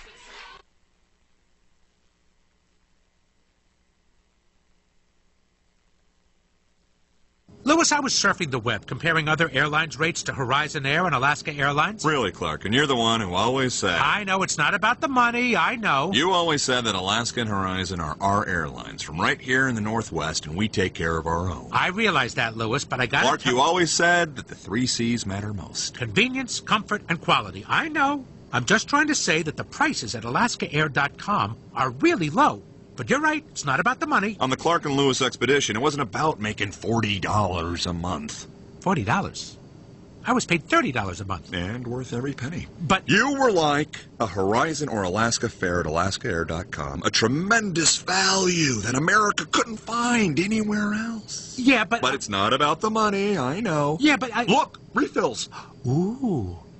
Find low fares and great deals on cars, hotels, vacation packages, and more. All in one easy place at AlaskaAir.com. To make it in this league, you need to give 100% of the time. Why would you expect anything less from your auto mechanic? The professionals at Seattle Auto Service Center are the area's leading automotive professionals. They feature ASE certified technicians, trained and certified to perform diagnosis, repair, and service on all systems of your automobile, truck, and SUV. For all your auto repair and maintenance needs, visit them at 6718 Roosevelt Way Northeast, or find out more at SeattleAutoServiceCenter.com. A manager relies on a series of signs to send his message to the players on the field. Your business needs more than hand signals to get its message out. That's why business leaders throughout the area rely on 2Bart Group. From the initial design to final installation, their knowledgeable staff can show you the most creative solutions to fit your needs and your budget. So call the pros the Huskies use, the design experts at Tubart Group at 206-223-1122, or log on to www.tubart.com. The key to winning for the Huskies is teamwork. It's the same when seeking legal counsel. When it comes to personal injury, automobile accident, and workers' compensation representation, more people are teaming up with the law office of William Hochberg. They have experience you can trust, and they'll take the time to explain your rights. Find them online at hochberglaw.net or visit them in downtown Edmonds, where they have plenty of free parking. The law office of William Hochberg. Help is on the way. My wife and I just moved into our dream house. It was easy. We went with Powell Custom Homes and Renovations. Turns out, they built the house that I grew up in. In fact, they've been building and renovating top-quality custom homes throughout the Puget Sound since 1909. Powell has 4 generations of experience ready to go to work for you. From complete custom builds to high-end renovations. For details, visit them online at powellrenovations.com. That's powellrenovations.com.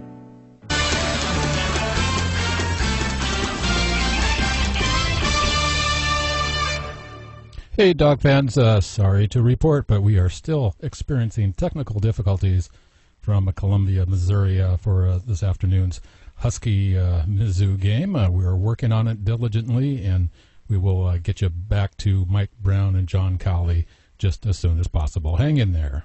This is Alternative Talk 1150. Rocket science comes to the rescue with a new generation of life-saving satellites. This is Discovery Now with Jennifer Pulley. Feeling a little lost? NASA is giving GPS a boost to be a beacon for people in distress.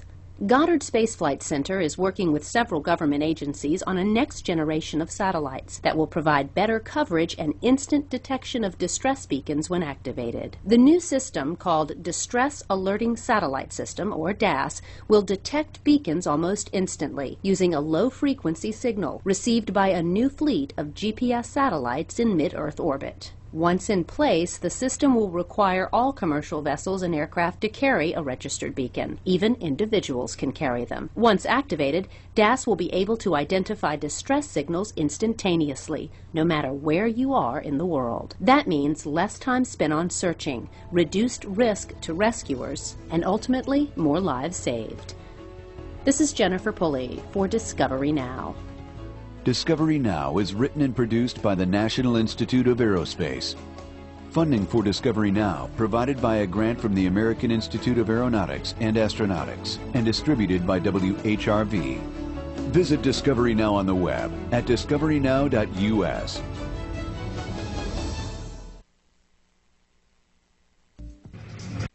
Hi, this is Julie Forbes. Join me on Wednesday afternoons from 2 to 3 p.m. for the Dog Talk Show, an evolved perspective on life with dogs. Listen to discussions on dog-related topics and call in to voice your opinion or ask my opinion about your dog. We will talk about everything from dog behavior to pet food to dog training programs in prisons. The Dog Talk Show, an evolved perspective on life with dogs. I'm your host, Julie Forbes. Tune in Wednesdays from 2 to 3 p.m. on Alternative Talk 1150.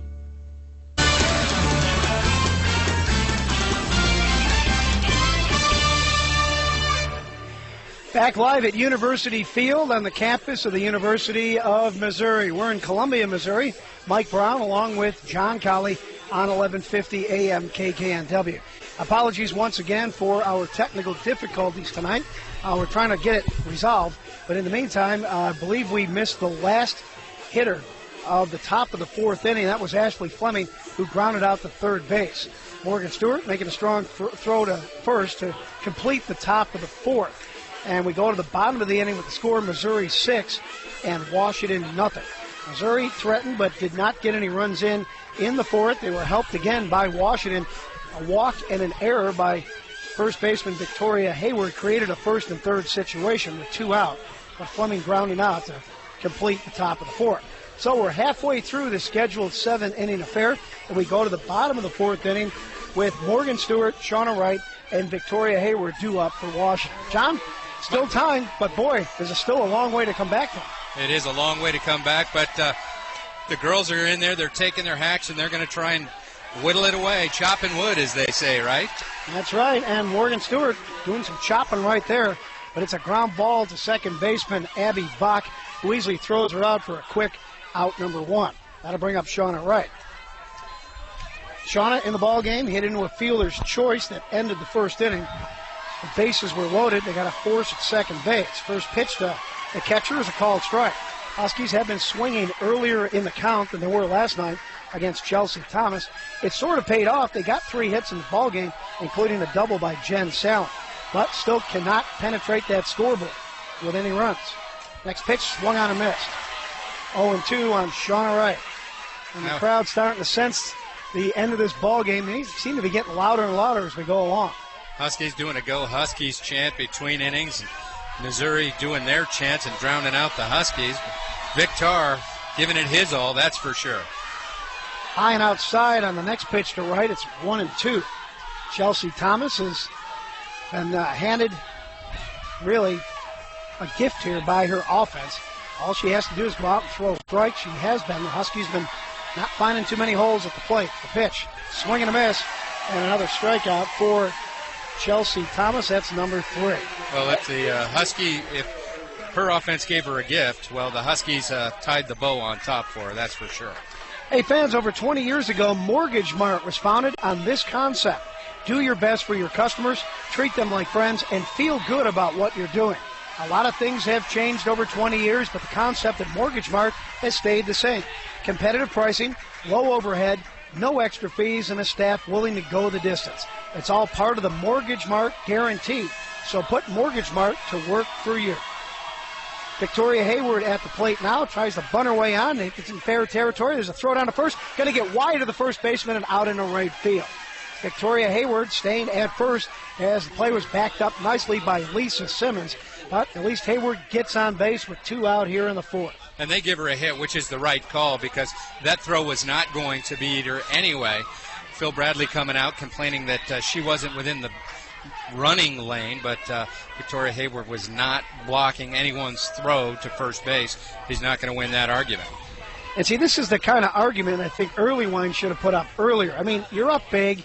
It really doesn't make a difference, but you still got to have a presence with the umpires in the front of their mind. You don't have to make a big deal out of something, even if it's the wrong call, when you're up by that much, and Bradley did the right thing right there. Yes, he did. He handled himself much more professionally.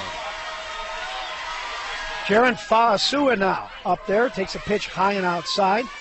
Fa'asua back in the Husky lineup after missing 4 weeks because of symptoms from a concussion. She was cleared before the game yesterday, did not play, but is now in the starting lineup as the second baseman. Flied out her first time up, now swings and hits a foul straight back for strike 1. 1-1 on Jaren Fa'asua, batting .265 this season. 3 home runs and 19 RBIs. I am impressed with Jaren Fa'asua in this game when it comes to Husky softball.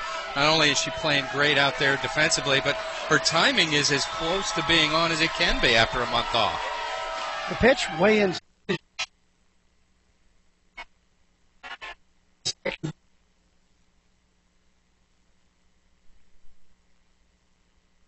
For the second time in its 16-year history, Pioneer Radio and Sports relocated its offices. And just like the first time, when it was time to make the move, there was only one call to make: Mitchell Moving and Storage. They helped Pioneer prepare for the move ahead of time, got it done in a day, and the company had minimal downtime. Here's Pioneer President and General Manager Mark Meininger. Let's face it, moving isn't fun. It's especially unnerving when you're moving an entire office of computers, furniture.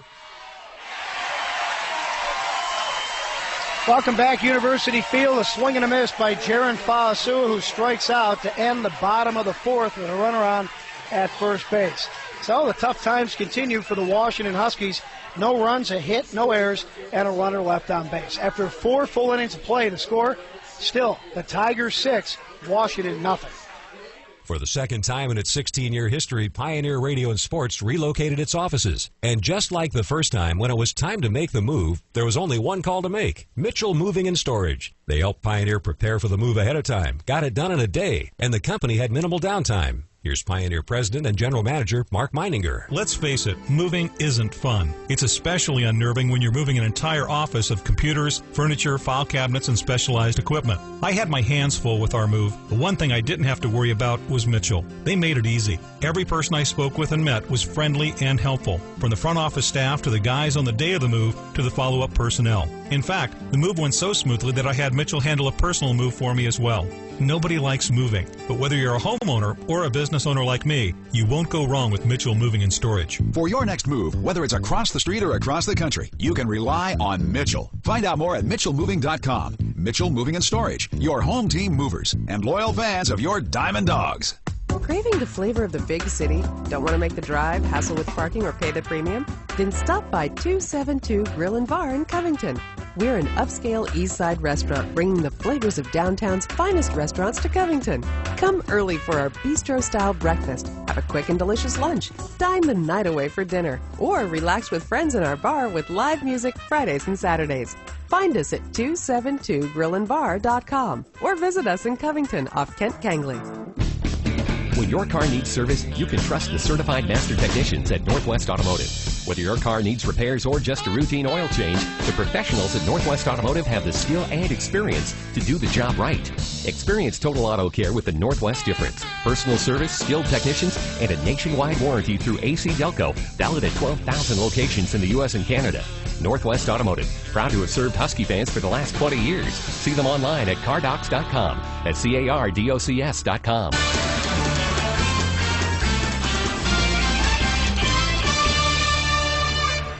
To the top of the fifth we go. Still a 6-0 lead. A big one for Missouri, trying to close out the Washington Huskies in this Super Regional Series in Columbia, Missouri. Mike Brown here along with John Colley, coming to you live on 1150 AM KKNW. Boy, it's been a rough evening for Washington. Allowing 5 Missouri runs in the first, 1 more in the third, shooting themselves in the foot repeatedly, and now finding themselves running out of outs as the Tigers come to bat in the top of the fifth. So, John, I don't know. A lot has to go right in a very short amount of time for Washington to win this game and keep the series going into a third game. Well, first things first, they've got to keep Missouri off the board this inning. Missouri's 2 runs away from being in position to end it in 5. So that's the first thing on the Huskies' minds is no more runs right now. Marla Schweisberger up there and takes a pitch in for a called strike. Caitlin Inglesby has struggled in this ball game but continues to work in the circle for Washington. She'll face Schweisberger, Lisa Simmons, and Princess Krebs here in the fifth. Next pitch on the way to Schweisberger is down low, 1-1. The Huskies playing in their 18th consecutive NCAA tournament. That's the 5th longest in the country. An overall record of 80-35. Desperately wanting to win number 81. There's a swing and a drive deep down the left field line, but tailing foul. A long strike to make the count 1-2. And that's a ball that did not have home run depth. That's one that Whitney Jones was right on, but just ran out of room. She came to the fence, and the ball kept going. So, Inglesby in front of the hitter at 1-2. Next pitch on the way to Schweisberger, and that one is just a little bit outside. So 2-2 on the designated player for the Tigers. The Huskies, as I mentioned, 80-35 all-time in the postseason, most of that in regional play. Things get a lot rougher when you get to Super Regionals, though, as they're finding out here in Columbia. The pitch down low, and we've gone full on the hitter. In Super Regional play, the Huskies have appeared 6 times in the 7 years the Super Regional round has been part of the postseason tournament. They got a 7-6 record overall and have won 3 of their 5 previous series. A trail 1-0 here and 6-0 in game 2. Well, there's a common thread in those 2 that they've lost that could come to bear here as well. The pitch, low and away, and that's going to get behind the catcher, Shauna Wright, and a leadoff walk here in the 5th. What is that common thread, John? Well, in 2005, they lost to Michigan and Jenny Ritter, who went on to be named the National Player of the Year. And then it was in 2006 that they lost to Kat Osterman and Texas, who again went on to be named National Player of the Year. And here they're facing Chelsea Thomas, one of the 3 finalists for what? Yes, the National Player of the Year. Trailing big to Chelsea Thomas, too. 6-0 here in the 5th. Looks like we're going to be having a pinch runner coming in to take over for Lisa. Oh, check that. Marla Schweisberger over at first base. It's like number 13, Mike, Brianna Corwin, a freshman from Kansas City, Missouri. Corwin seeing her first action of the Super Regional. On at first base with nobody out here in the 5th. Lisa Simmons at the plate now. She had a 2-run homer back in the 1st. The pitch. Outside, runner not going, and the count 1-0. The Tigers not letting up. They're thinking run rule decision. They get 2 more and then shut out the Huskies in the bottom of this 5th inning, and it is over. Count is 1-0 on the hitter, Lisa Simmons, a left-handed hitter. And the next pitch on the way is a called strike. Make it 1-1 now.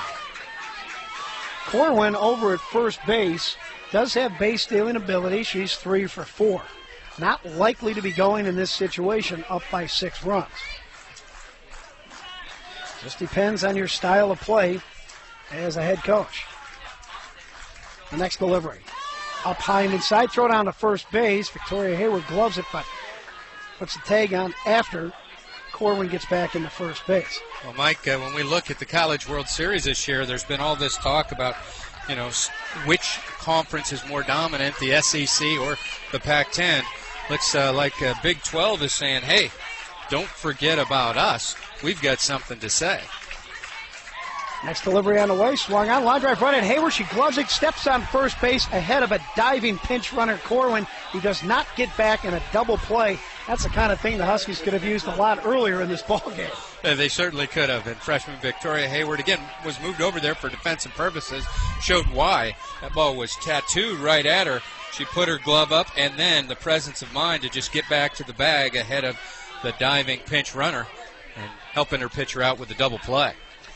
So speaking of the World Series, John, what's the latest on Baylor and Georgia? The game is over, and the Baylor Bears are headed to the Women's College World Series. Wow. First pitch on the way to Princess Krebs, a called strike. So that's the 3rd Big 12 team to qualify? 3rd Big 12 team to qualify. They did it interestingly. They won the first game 5-1. Georgia came back and won the game 14-2 today in 5 innings. They had 5 home runs in the first game. And Baylor put a whooping on them, 9-2 here in the if game. Next pitch to Krebs is outside 1-1. So the other 2 Big 12 teams already in the tournament are Oklahoma, Oklahoma State, and now the Baylor Bears. So, the folks over there at Kansas City are just ecstatic seeing both Oklahoma and Oklahoma State come. Next pitch to Krebs, swung on, chopper foul up the third base line. If Missouri wins this game, they would be the 4th Big 12 team to qualify in Oklahoma City. There are only 2 Pac-10 teams qualified so far, Arizona State and Cal, who got in earlier today. They went to the if game. They lost 8-0 in 5 innings to Kentucky. Came back and won the if game. Jolene Henderson got her act together, and they beat Kentucky 9-0 in the if game.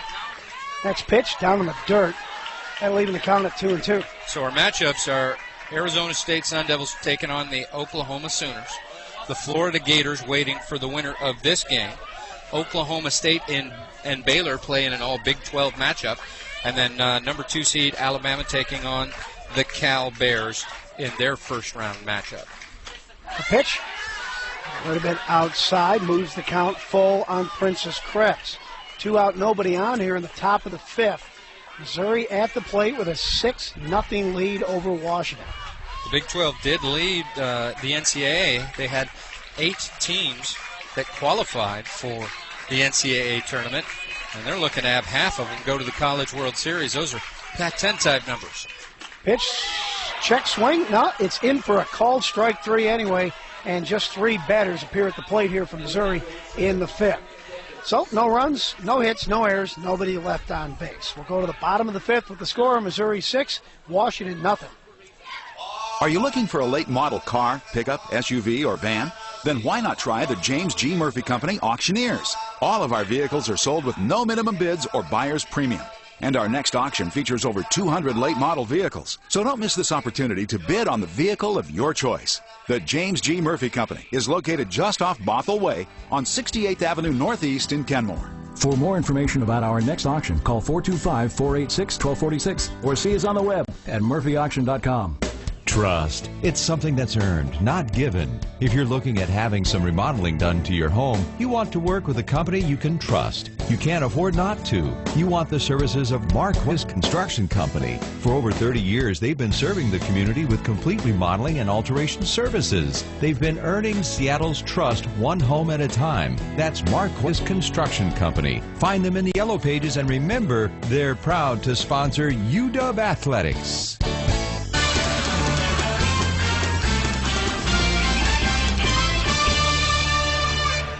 Here we go to the bottom of the fifth inning. Sunny skies prevailing here in Columbia, Missouri. But the sun setting, getting closer and closer to the horizon. Hopefully it's not setting on the Washington Huskies 2011 season, but right now that's the direction it's heading as Missouri leads Washington 6-0 in the fifth. And boy, Huskies looking for bright spots wherever they can find them. This isn't a big one, but they have out-hit the Tigers in this ballgame 4-3. Unfortunately, the Tigers haven't needed to get a lot of hits to score their 6 runs. The Huskies have given them plenty of help. Throwing 2 wild pitches, committing a pass ball, and 3 big errors in the field. Wow. So it's 6-0 as we go to the bottom of the fifth. The Huskies sending up their number 9, 1, and 2 hitters against right-hander Chelsea Thomas. And I was just handed an official attendance for tonight's ballgame, 2,604, a new University Field record. By 9. By 9. It looks like a lot more, 9 more folks here, that's for sure. They certainly are at least as loud as last night's crowd, that's for sure. So back-to-back records being set, attendance-wise here for the Missouri Tigers on their home field. Now, Washington's certainly had an interesting 2011 season. First year after Danielle Laurie, mixed in 5 different freshmen, have suffered a multitude of injuries that have kept 2 of their star hitters out of the lineup. Hooch Fagali, who had a red shirt this season, and of course Taylor Smith, who was second on the team in home runs at the time she began to have back problems. Still was named first-team All-Pac-10 player, first-team All-Pacific region. When you got that kind of firepower not in your lineup, it makes it a lot harder for sure. Whitney Jones, the leadoff for Washington in the bottom of the fifth. The crowd really getting into it behind Chelsea Thomas, who delivers a pitch in for a called strike, 0-1. Jones flew out to right field in her first at-bat. Next delivery to the freshman, and that's a change that just misses up high. Jones, a 5'5" freshman out of Upland, California, getting the start as the designated player and then being inserted defensively in left field in the second. Waiting the next delivery from Thomas. It's a change, and she's way out in front. Boy, she got fooled badly on that one. That was a very nice pitch by Chelsea Thomas. She took a lot off it. Was right on the outside part of the plate and then just dove down at the very end as well. Next delivery to Whitney. Swung on and missed again, and she strikes out, leading off the fifth. She is the 5th strikeout victim for Chelsea Thomas in the ballgame. And we go to the top of the lineup for Jen Salem. Figured it worked once. Why not try it again? And that was another changeup, back-to-back changeups from Chelsea Thomas. Here's Salem, who doubled her last time up. First pitch she saw in the third, she sent over the center fielder's head. First pitch here is up high, 1-0. Things have definitely cooled off here. We had an unofficial high of 91 degrees. We're probably down in the upper 70s now. The sun was scorching. Next pitch a change. It's in for a called strike, 1-1. Mike, it's cooled down enough that even I'm comfortable, so it really is quite pleasant right now. I'm loving it. I think I'm going to have a pretty serious burn on my forehead tomorrow. I don't care. There's a bunt attempt by Salem, but it goes the wrong direction, back to the backstop. 1-2. The Huskies coached by Heather Tarr, now in her 7th season, working in the third base coach's box, trying to get something going late. Huskies need a lot, down by 6 runs. Heather's overall record in almost 7 full seasons is 280 wins, 126 losses, and a tie. There's a pitch that swung on, and the fly ball hit down the left field line, foul out of play. And the count remains 1-2. Heather's postseason record, 28-14. She's 7-6 in super regional play, hoping to make it 8-6 to keep the season alive and force a second game here tonight. Not looking good, down by 6 runs in the 5th. The pitch, a little high and outside, evens the count at 2-2 on Jen Salin. I think Heather wouldn't mind not seeing the Big 12 because coming into tonight she was 2-4 in super regional play against the Big 12. The pitch, way up high, and the count has gone full on Jen Salin. 2 losses to Texas, 1 loss to Oklahoma, 2 wins against Oklahoma, and a loss against these Missouri Tigers last night. Here comes the full count pitch to Jen Salin now, swung on and fouled back. Shadows starting to cover up the field here at University Field. As the sun is starting to get behind some of the light standards and the batting cages as well, creating those shadows. But most of the field still being filled up with sunshine, including most of the outfield. Here comes the full count pitch again to Salin. It's a check swing and foul goes off the bat for another foul. A raucous crowd here at University Field, anxious for their Missouri Tigers to move into the 8th and final spot of the World Series lineup. And that's not going to be good enough for this crowd. They want a national title. They think they've got the team. Here comes the pitch from Thomas, swung on, line drive out into center field. Going down to her knees and blocking it successfully is Rhea Taylor, and Jen Salin has her 2nd hit of the ball game. Hey, folks, you know where dog fans celebrate? Well, of course you do. For 57 years, it's been the North Lake Tavern.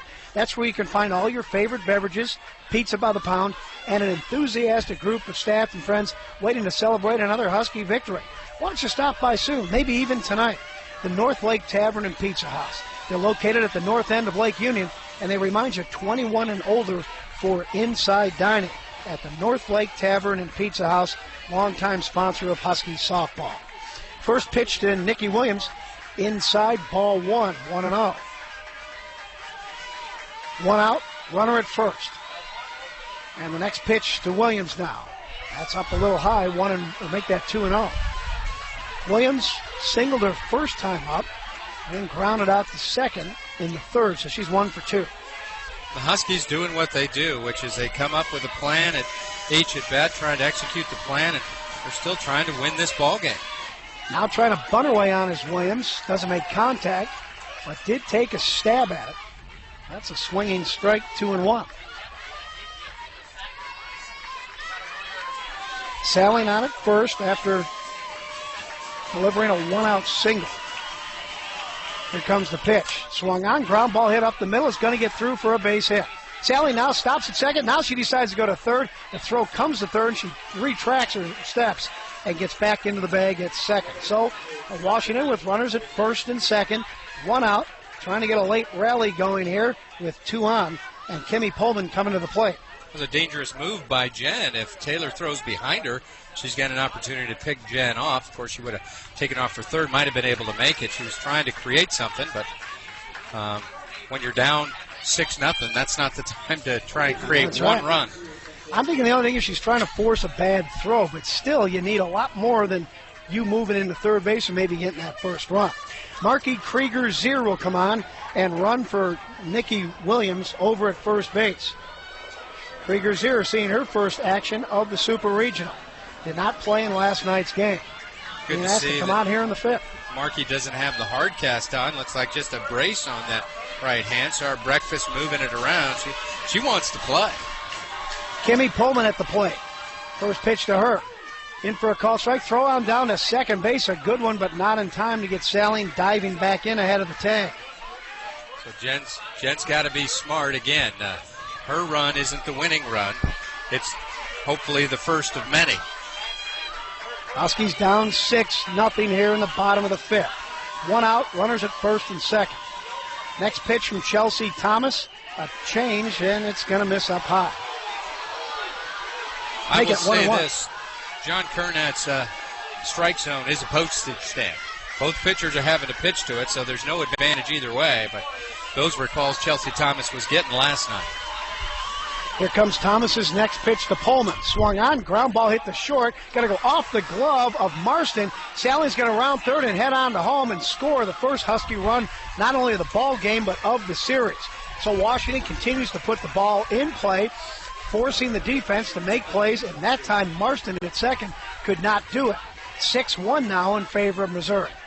And Marston getting an error, and it was going to be a tough play for her. She had a long way to go, and the ball went off her glove. It was bouncing as it was going up the middle, and Kimmy Pullman doesn't care if it's a hit or an error. She's just glad that the Huskies have scored the first run, and they've still got 2 runners on and only 1 out. This is how it's got to happen, bit by bit, but they've got to take a big chunk sooner or later, Mike. Caitlin Inglesby now, and she takes a pitch outside. It's 1-0. Talking about that small strike zone of the home plate umpire John Kernat. That's one reason why, if not the biggest reason why, there's a lot fewer strikeouts in this ballgame. Here's Thomas's next delivery. Swung on, a drive by Inglesby. It's going to get over the head of the left fielder, Krebs, all the way to the wall. Here comes Marky Krieger-Zier to score. Here comes Kimmy Pullman to score. And now it's a 6-3 ball game as the Huskies have chopped the lead in half here in the 5th inning. That a 2 RBI double by Caitlin Inglesby. Mike, this is what we've been waiting to see from these Huskies all series long, and we just hope it's not too little too late. Here they are, 3 runs in the bottom of the 5th inning. Just love the way that they come out and compete, and Heather Tarr has them thinking 1 run at a time, 1 run at a time. They compete 1 pitch at a time, and they put themselves right back into this ballgame. So a 6-3 lead now for Missouri. It was 6-0 before this bottom of the 5th began. It began with a strikeout swinging by Whitney Jones and Jen Salling a 1-out single. She moves to second on a single by Nikki Williams. Williams lifted for pinch runner Marky Krieger-Zier. Kimmy Pullman gets on by way of an error. Salling scores, and then Caitlin Inglesby, a 2 RBI double to score the 2 other base runners, and we're at 6-3 now with Morgan Stewart stepping in against Chelsea Thomas. Still just 1 out and a runner on in scoring position. That's Ashley Tuiasosopo, who's come on to run for Inglesby. First pitch to Stewart, right down the heart of the plate for a called strike. Stewart had some extended at-bats last night, was not able to get on base. Tonight, 0 for 2. She's grounded out both times, won a fielder's choice. Now the next pitch from Thomas, high and outside, makes it 1-1. Huskies not showing any giving up. They're battling back in now what is the late innings of play. And against Chelsea Thomas, only 1 strikeout for Morgan Stewart, so she is putting the bat to the ball. The pitch. Check swing, it's high and outside, makes it 2-1 on Stewart. Morgan has really struggled in not only her senior season, but junior as well. She started to show some signs of life late in the regular season after changing her stance. The pitch. Checks her swing again, but it's in for a called strike, 2-2. So Morgan Stewart would love to get that run in from second base and make it a 2-run Missouri lead after the Tigers got out to a 6-0 lead. You can forget about all that run rule stuff now. She's going to have to do it with 2 strikes on her, shorten up the swing. The pitch.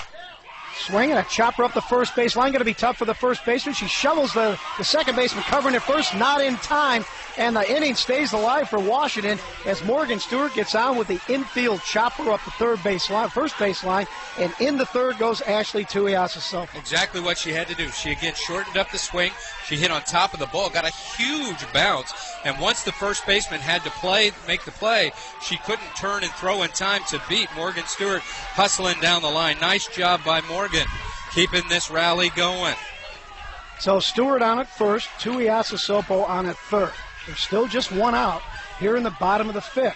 The Huskies have scored 3 runs to really chop into the Missouri lead. It's now 6-3. Shauna Wright at the plate, looking to come through for the Huskies. First pitch to her is up high. lays off the rise ball. It's 1-0. And we see there's some action down in the bullpen for Missouri.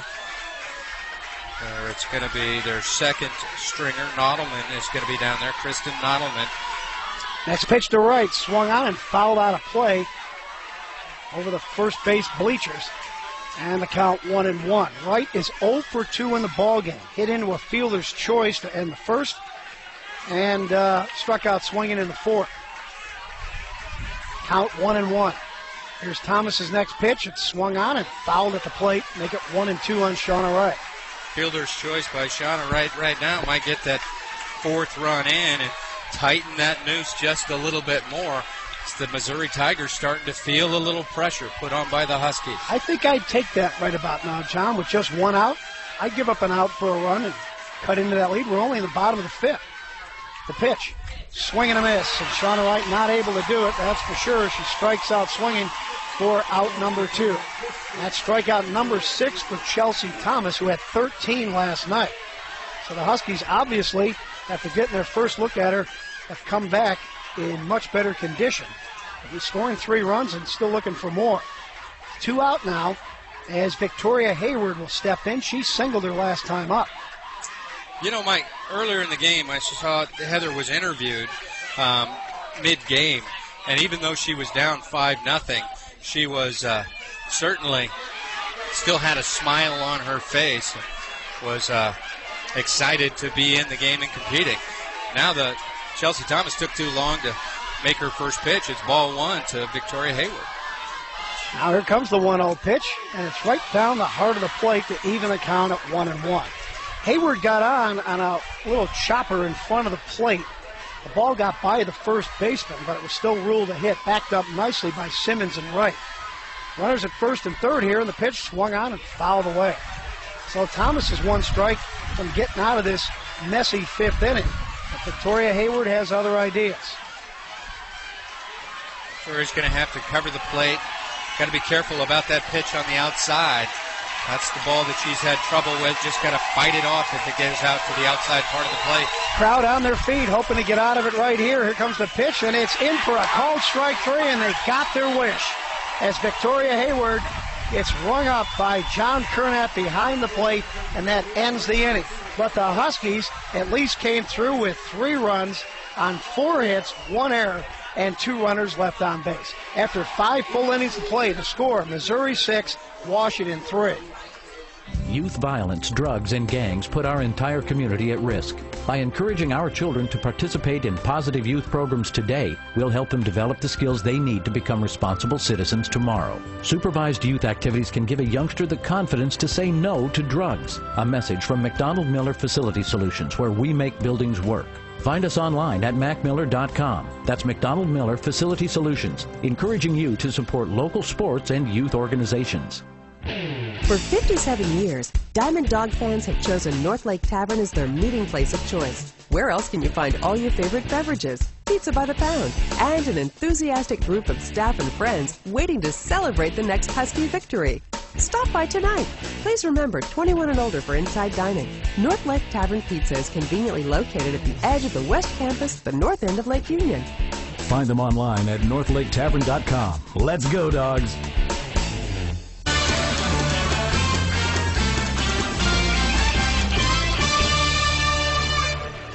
Well, if nothing else, the Washington Huskies have said this game is far from over, Tigers.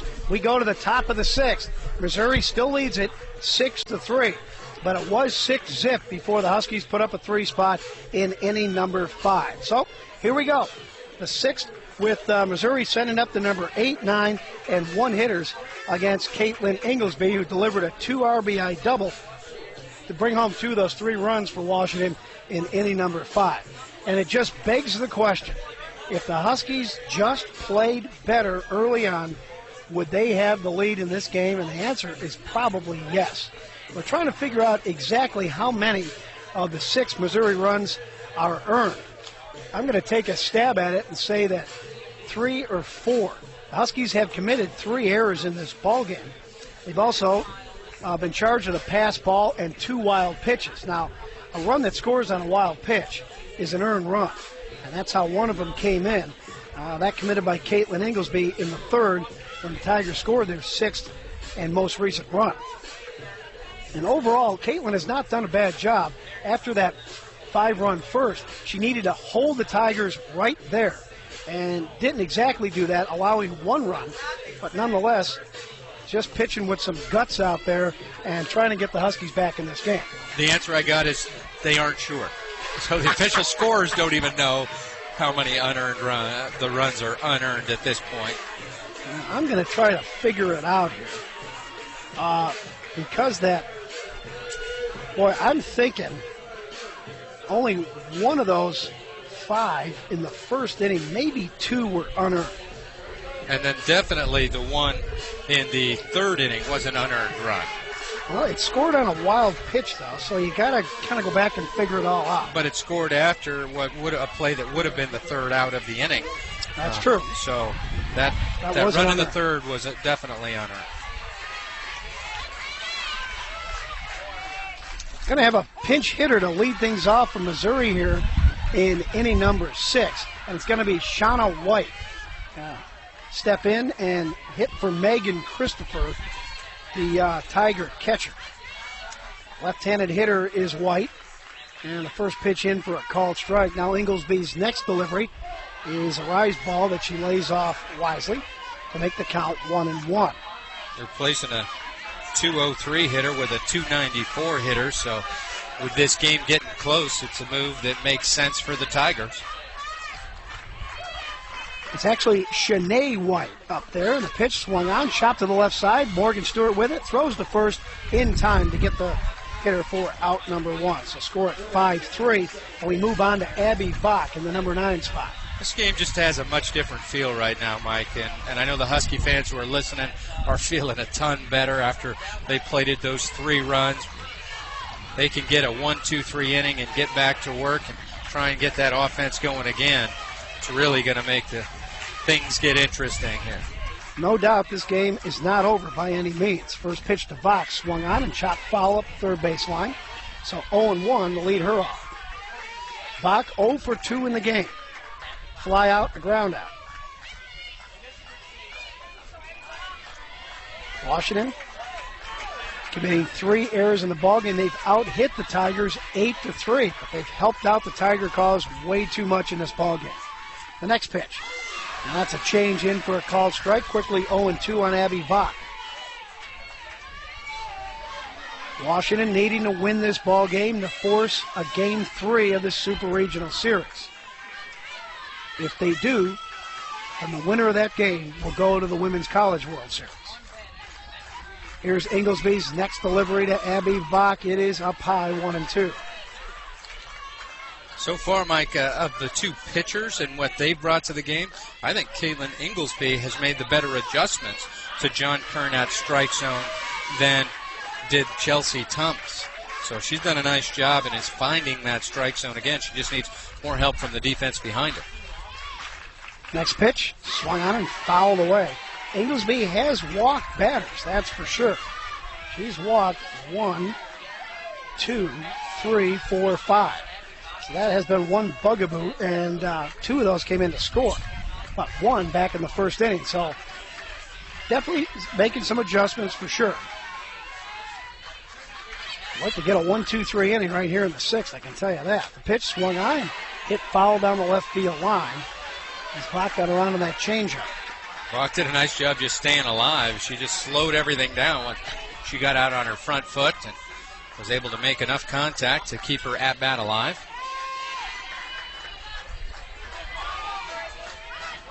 Shadows pretty much filling up the entire field here at University Field now. The sun getting closer and closer to those treetops off to our right. The pitch outside makes it 2-2. It's not a blaring sun anymore. Boy, I'll tell you, it was hot today, got in the 90s. We're down into the upper 70s, pretty comfortable. Mother Nature politely held off from dropping any rain on us yesterday, despite some very gray clouds through most of the day. Next pitch to Vach now, and that one is a called strike 3. Second out of the inning as Caitlin Inglesby gets her 3rd strikeout of the ball game. 2 out, nobody on as we go to the top of the lineup for Rhea Taylor. That may be one of the first backwards Ks. Definitely Caitlin's first, and maybe one of only 2 or 3 in the ball game.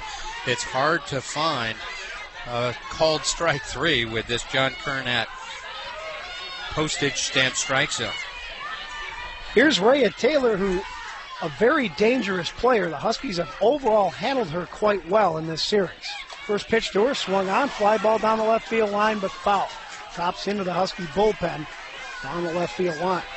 Taylor, last night in game 1, grounded out her first 2 times before she was walked, stole a base and scored. But she did not really earn her way on. I guess when you walk, you do earn your way on by not swinging at bad pitches. The pitcher loses the battle. Here tonight, a single in 3 at-bats. The pitch. Tries to bunt her way on, but fouls it off. And the count 0-2. In that first inning, Mike, when she scored, she tied Narelle Dixon with 234 career runs for tied for first place in all-time career runs for the Big 12. So that shows you how dangerous this player is. And you're right, the Huskies have done overall a nice job with her in the Super Region. Well, like I said the last time she came up, if she does nothing else in this ball game, she did a lot in the first when she singled up the middle on the first pitch of the game. And that got the wheels turning quickly for Missouri. They went on to score 5 runs and have been in the lead ever since. They lead at 6-3 with 2 out here in the top of the 6th inning.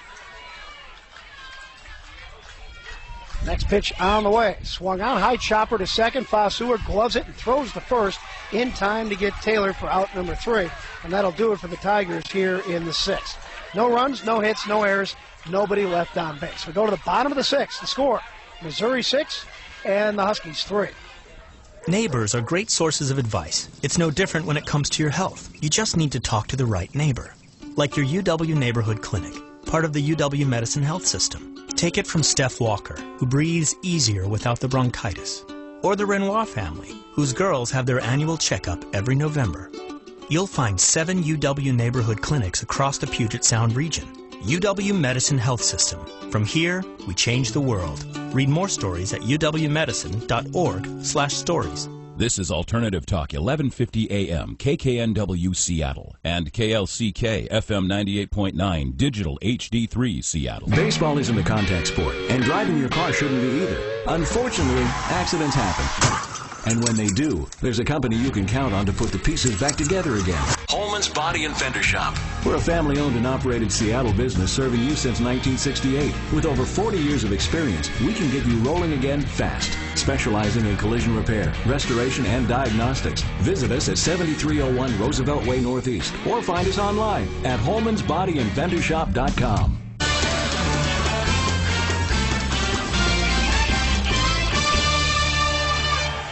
Well, the Tigers take the field here in the bottom of the 6th inning. Washington will come to bat with the number 8, 9, and 1 hitters due up against Chelsea Thomas. We're just having a conversation with a guy from the local newspaper, the Missourian, and he said of all the games he's seen Chelsea Thomas pitch, he has never seen her as vulnerable as she has been tonight. The Huskies really hitting the ball hard against her on most occasions when they put the ball in play and scored 3 runs their last time up. In the 5th, that chopped the lead in half. It's 6-3 Missouri here in the bottom of the 6th inning. You know, John, you were talking about Rhea Taylor in the Big 12 record book. Well, anything she does Big 12-wise, you know, she's in the Missouri record book. Yep. And your research, getting ready for the Super Regional, showed a very familiar name across the board in the pitching record book for Missouri, haven't you? Anybody recognize the name Teresa Wilson? Still in the record book for Missouri. She's number 4 in appearances. She's number 1 in career complete games. She's number 2 in career innings pitched. Still number 1 in career strikeouts with 893.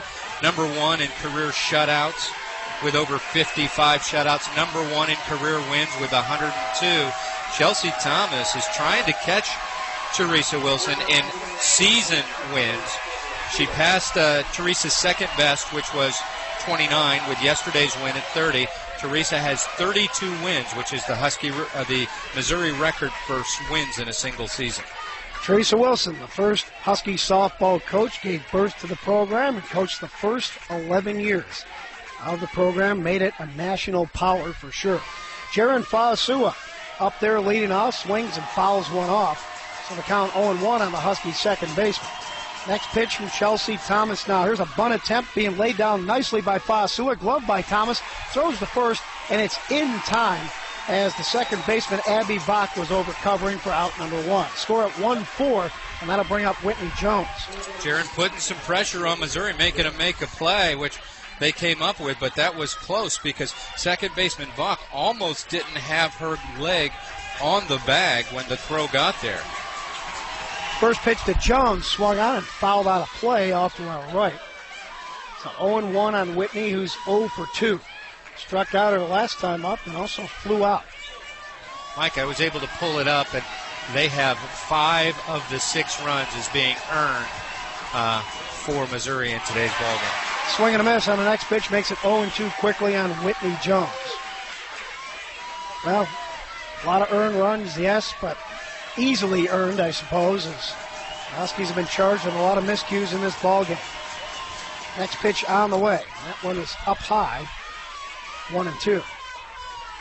So all 5 in the first inning would be earned. It's mostly because they were all scored with 1 or less outs. Yes. Next delivery now, swung on and a grounder up the third base line. Keeps the count right at 1-2. And the error in that inning just allowed runners to move up a base as opposed to actually creating a missed opportunity that would have created an out. Yeah, you commit an error with 1 out, and someone hits a homer. That's an earned run. Here comes the 1-2, swung on, ground ball hit the short, up with it. Marston over there going to have to hurry the throw. She does not get it there in time. Whitney Jones beating out the throw with an infield single with 1 out. We go to the top of the lineup now. That's where most of the damage has been done against Chelsea Thomas. Here comes Jen Sally. And finally, the Huskies make Missouri pay for playing so deep against the righties. Marston back there almost to the grass against Whitney Jones. She just beats the ball into the ground to the shortstop. It took a while to get to her, and hustling down the line, Whitney Jones beats it out. 9th hit of the ball game for Washington. First pitch to Salling, and it's down a little bit low, 1-0. 6 runs, 3 hits, and 1 error for Missouri. 3 runs, 9 hits, and 3 errors for Washington. Bottom of the 6th, 1 out, 1 on. The pitch, and that one's going to miss down low. 2-0. That drop ball dropping a little too quickly. We talked, Mike, earlier about what would the difference be if the Huskies had played a little bit better. What would the difference be, too, if they'd played it just 1 or 2 runs in that first inning with the bases loaded and only 1 out? The pitch. Check swing by Sally as she lays off the rise. It's 3-0, and Chelsea Thomas continuing to struggle now in the circle. She has struck out 7 Huskies, and compare that to the 13 she had last night. She could still get close to that. But not looking like she's got the same stuff. She misses up high, and on 4 pitches, issues a 1-out walk to Jen Salling. That'll put runners on at first and second with just the 1 out, and 2 of the better hitters for the Huskies coming up. Nikki Williams due next. Coach Heather Tarr talking to home plate umpire John Kernat, and just a re-entering of Nikki Williams before the at-bat. Williams lifted for a pinch runner after singling in the 5th. Marky Krieger-Zier came on and ended up scoring. So Williams going to be playing the rest of this ball game for sure. First pitch to Nikki now. A change. It drops in nicely for a called strike, 0-1. Well, Mike, Nikki Williams is one of the Husky players who comes up. You say she's got an opportunity to tie this game with 1 swing of the bat. Williams with 14 homers this year to lead the Huskies. Next pitch swung on. Lifts a high fly ball in the left field. Krebs to come up and make the catch on a routine fly ball to left field. Out number 2, and it's up to Kimmy Pullman to come through for Washington. And it was a changeup, and Nikki just got out in front of it a little bit and wasn't able to fight it to more of a foul ball. And this is a situation where you don't want Pullman to walk. You want her to swing the bat. She does not walk very much. She's up there swinging. And the pitch. Taken on the first one, it's in for a called strike, 0-1. Chelsea Thomas is relying more and more on that changeup to try and find the strike zone, something that the Husky hitters have to be aware of. Runners are on at first and second for Washington, 2 out. And the next pitch to Pullman, a change, checks her swing, but they say she went around. I don't know about that, but they're not going to change that call. You can't appeal a strike call on a check swing. You can only appeal a ball. And the umpire was behind the plate's the one who made the call, so no one to appeal to. So Pullman in a hole at 0-2. Here comes the next pitch from Thomas. And that one is a called strike 3, and the inning is over just like that for Washington after they put runners on at first and second with 1 out. No runs, 1 hit, no errors, and 2 runners left on base. We go to the 7th inning. The score, Missouri 6, Washington 3.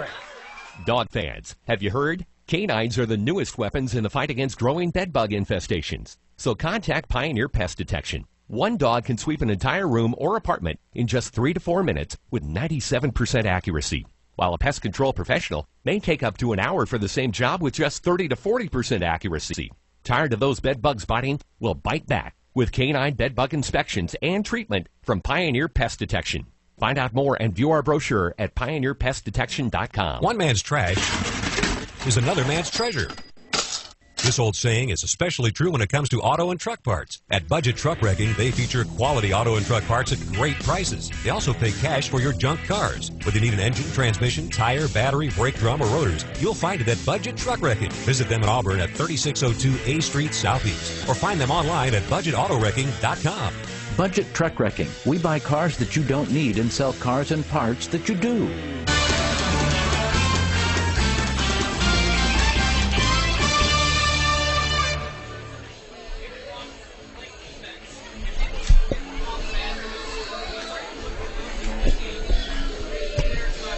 Little Ozzy Osbourne in the background, entertaining the capacity crowd here at University Field. In fact, a new attendance record set in this ballgame as 2,604 have jam-packed this place, and most of them happy too, as Missouri leads it 6-3. We go to the top of the 7th inning. Mike Brown here along with John Colley on 1150 AM KKNW. Well, John, it's shaping up to be one of those situations where you're going to say, what if? With the Huskies allowing a 5 spot in the top of the first, all of those are earned runs, but the Huskies certainly made it easier for the Tigers, being charged with a pass ball, an error, a wild pitch, and boy, it just unraveled quickly. Then they try to respond in the bottom of the first inning. They load the bases with only 1 out and aren't able to break through and bring a run across at that point. You get 1 or 2, and we're looking at a 1-run ball game, totally different story. But, you know, Mike, all you have to do is look to the last game of the regular season where the Huskies were down by 3. They scored 4 in the top of the 7th against Oregon State to win that game. So they've been in this situation before. You know they're going to compete until the very last out. And you've got to be proud of the fact how they've gotten themselves back into the ball game. They righted the ship. Unfortunately, they helped list the ship a little bit too much early on, but they have righted it. They are competing. And if you find a way to win this game, you've just taken all the momentum that Missouri built over the first game and a half and flushed it. So, well, Jenna Marston going to lead it off for Missouri here in the 7th. Number 2 hitter in the lineup takes the first pitch from Inglesby for a called strike right at the knees, 0-1. In addition to the miscues defensively that the Huskies committed and the 5 walks that Caitlin Inglesby has issued, they've left 9 runners on base through 6 innings. The pitch, another called strike, makes it 0-2. And like John was just talking about, they left the bases loaded in the first when they had a chance to just try to get 1 or 2 of those runs back from Missouri. I'd like to know what their batting average is with runners in scoring position. I mean, the next stat to find out. Here's a check swing and a pitch down low. Would be not good at this point. I'll try to figure that out during the next half inning, if not during this half inning. Caitlin Inglesby continuing to work in the circle for Washington. She's been courageous, even though she's been charged with a couple of wild pitches and walked 5 batters. Now delivers a pitch that swung on and missed by Marston here, leading off the 7th. That is strikeout number 4 for Caitlin Inglesby. 1 away, and here comes Nicole Hudson. Doing a nice job of what they've got to do now, which is keep it at a 3-run lead. It is 6-3 Missouri here in the 7th. Trying to add on maybe 1 or 2 insurance runs, as the first pitch to Hudson is in for a called strike. Caitlin is really dialed into Kernett's strike zone at this point, getting ahead of the hitters. Hudson, a left-handed hitter, did some damage last night against Inglesby with a double and a homer. Takes the next pitch inside, and that makes it 1-1. Tonight, Hudson 1 for 3. Singled back in the first, ended up scoring the 3rd Tiger run.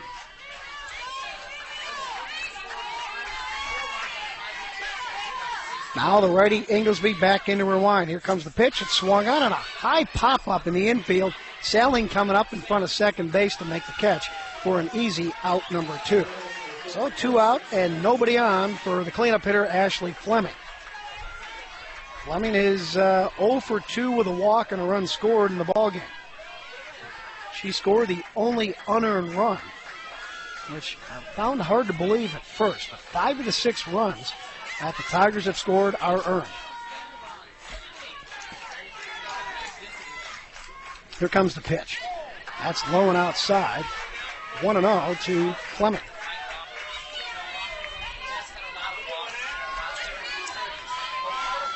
Sun setting behind the trees off in the distance.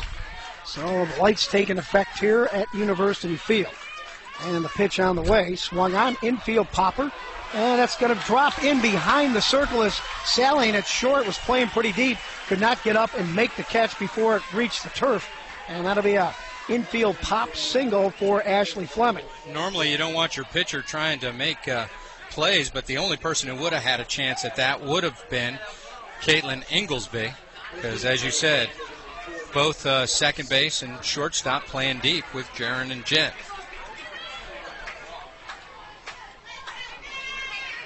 Now a little discussion going on between Melissa Tucci, the third base coach, as she comes up. It looks like they're going to make a change here at the plate. Got to have a pinch hitter coming in for the scheduled hitter, Marla Schweisberger, and she's going to be out for the rest of the game as she was lifted for a pinch runner her last time up. This is going to be Mackenzie Sykes coming in to hit here with 2 out and a runner on at first. So Sykes the hitter, a right-handed hitter as well, stepping in against Inglesby. She pinch hit last night in the game and struck out in her only plate appearance. So Caitlin with the advantage here so far. First pitch on the way to Sykes, swung on and hit out of play down the left field line, foul ball. Sykes, a 194 hitter, 2 home runs and 4 RBIs this season. So hasn't done a whole lot of damage, but kind of hard to find playing time if you're not one of the top players on this roster. They have 22 players on the roster for Missouri. The pitch. That's low and inside. So 1-1 to Sykes. Got 7 players hitting over 300. Another 3 hitting over 270. So tough lineup to break into.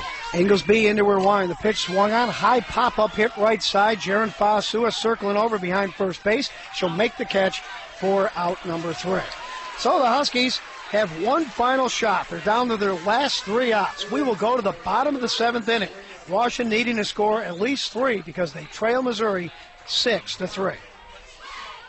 Since 1950, Sound Oil Company has built a reputation as a leader in the heating oil industry. Their prices and service combine to give you the best value when it comes to home heating oil. What you may not know is that Sound Oil is also a leader in air conditioning services. For complete sales, service, and installation of energy-efficient air conditioning units, you can trust Sound Oil. Find them online at soundoil.com. Sound Oil Company, keeping you comfortable year-round. Remember when the game was played by guys named Joltin' Joe and the Babe? Those were the good old days of baseball and of customer service. Back then, you knew you'd get honest car repairs from your neighborhood mechanic. At George's Eastside Shell in Kirkland, you still can. They have 30 years of experience in all phases of automotive repairs and tires, too. Visit George's Eastside Shell at 13272 100th Avenue Northeast in Kirkland. Good old-fashioned auto repair from your neighborhood mechanic. That's George's Eastside Shell.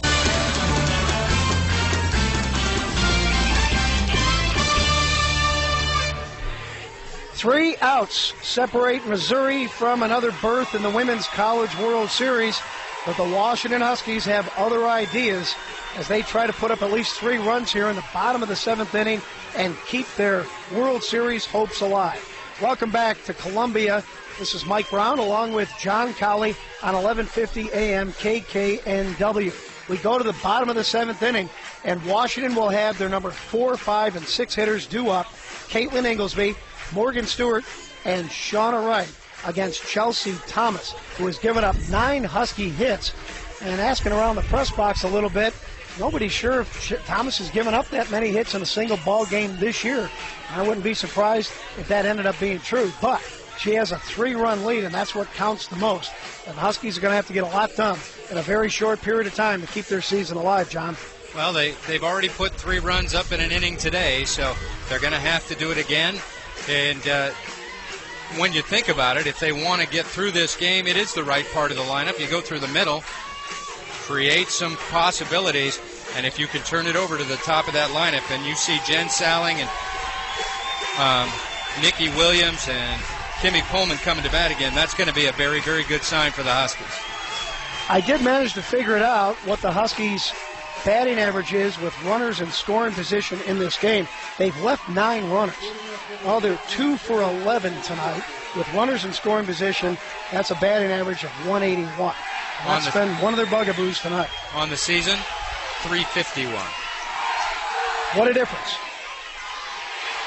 Here's Caitlin Inglesby to lead off in the 7th. First pitch, way inside, almost hit her. And the count 1-0.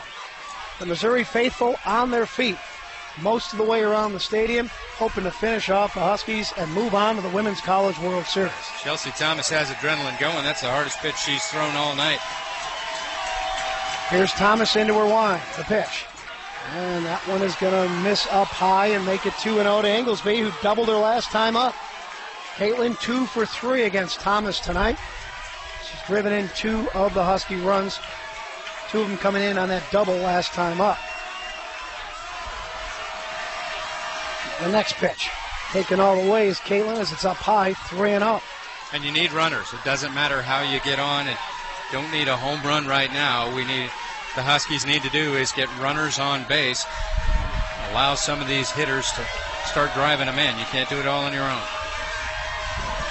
Next pitch to Inglesby. And it's right down the heart of the plate for a called strike. If she gets on base, she could be lifted for a pinch runner.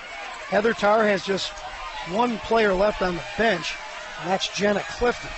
And I think what you'd see instead is, again, the switch with the flex player and get Ashley Tuiasosopo running forward. The next delivery swung on. High chopper hit the 3rd. Up with it over there is Hudson, who throws the first in time for out number 1. Well, Washington down to their last 2 outs of the 2011 season. Morgan Stewart, one of the 3 seniors, will come up to hit. Stewart getting on base and a high infield chop up the first base line her last time. She's 1 for 3.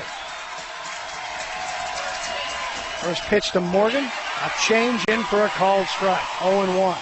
Morgan was looking for the change because she moved up in the box. She's not back at last night. The Huskies were all back on the back chalk, and Morgan's up a little bit. Thomas into her wind, and this pitch up high. Stewart lays off. It's 1-1.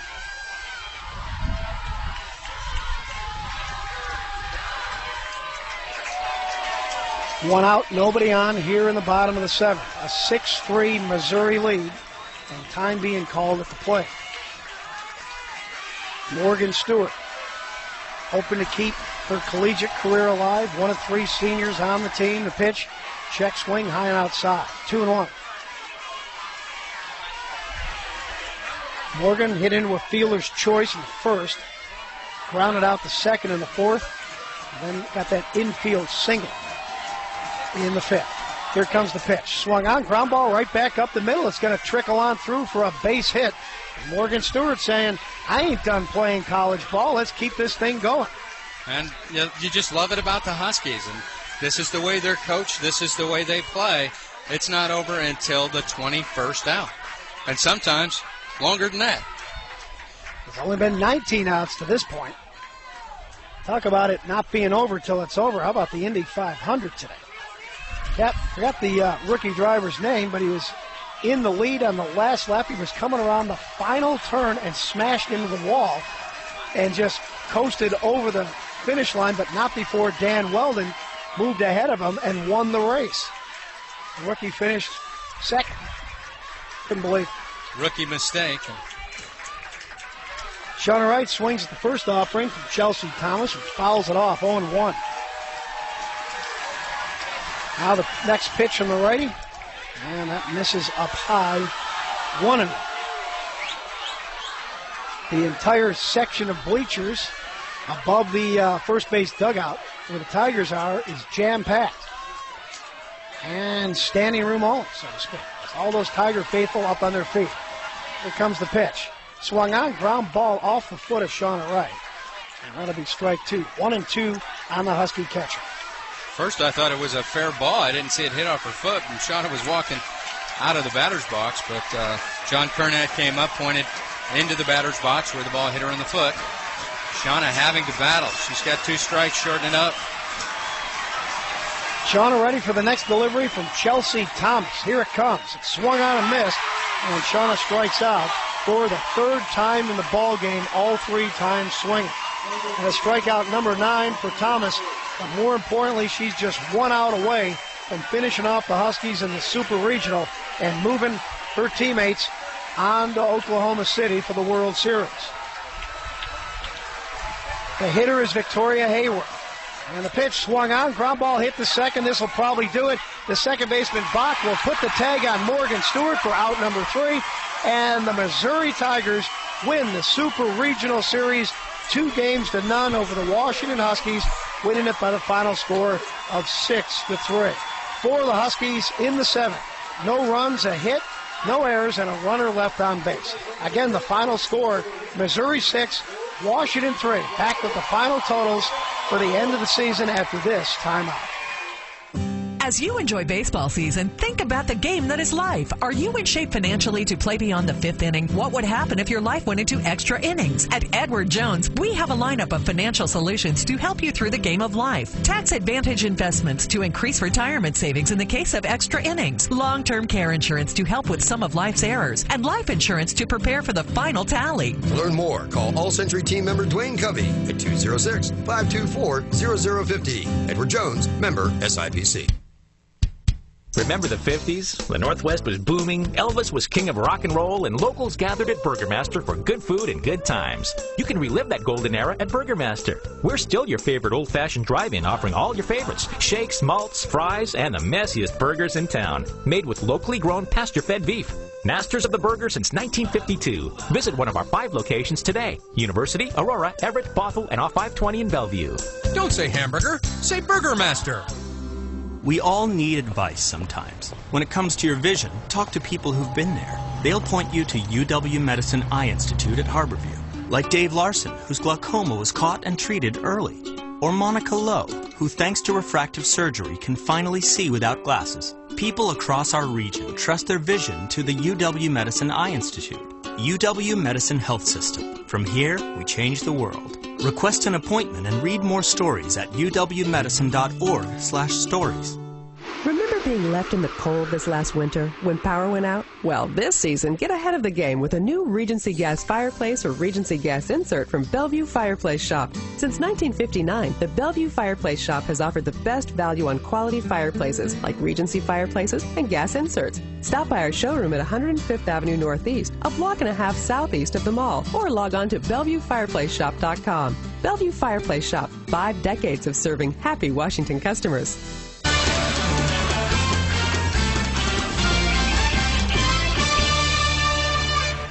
Well, the 2011 Women's College World Series slate is filled out now, and it does not include the Washington Huskies, who had their 2011 season come to an end at the hands of the Missouri Tigers here in the Super Regionals in Columbia, Missouri. Welcome back, Husky fans. Mike Brown here along with John Cowley on our post-game show.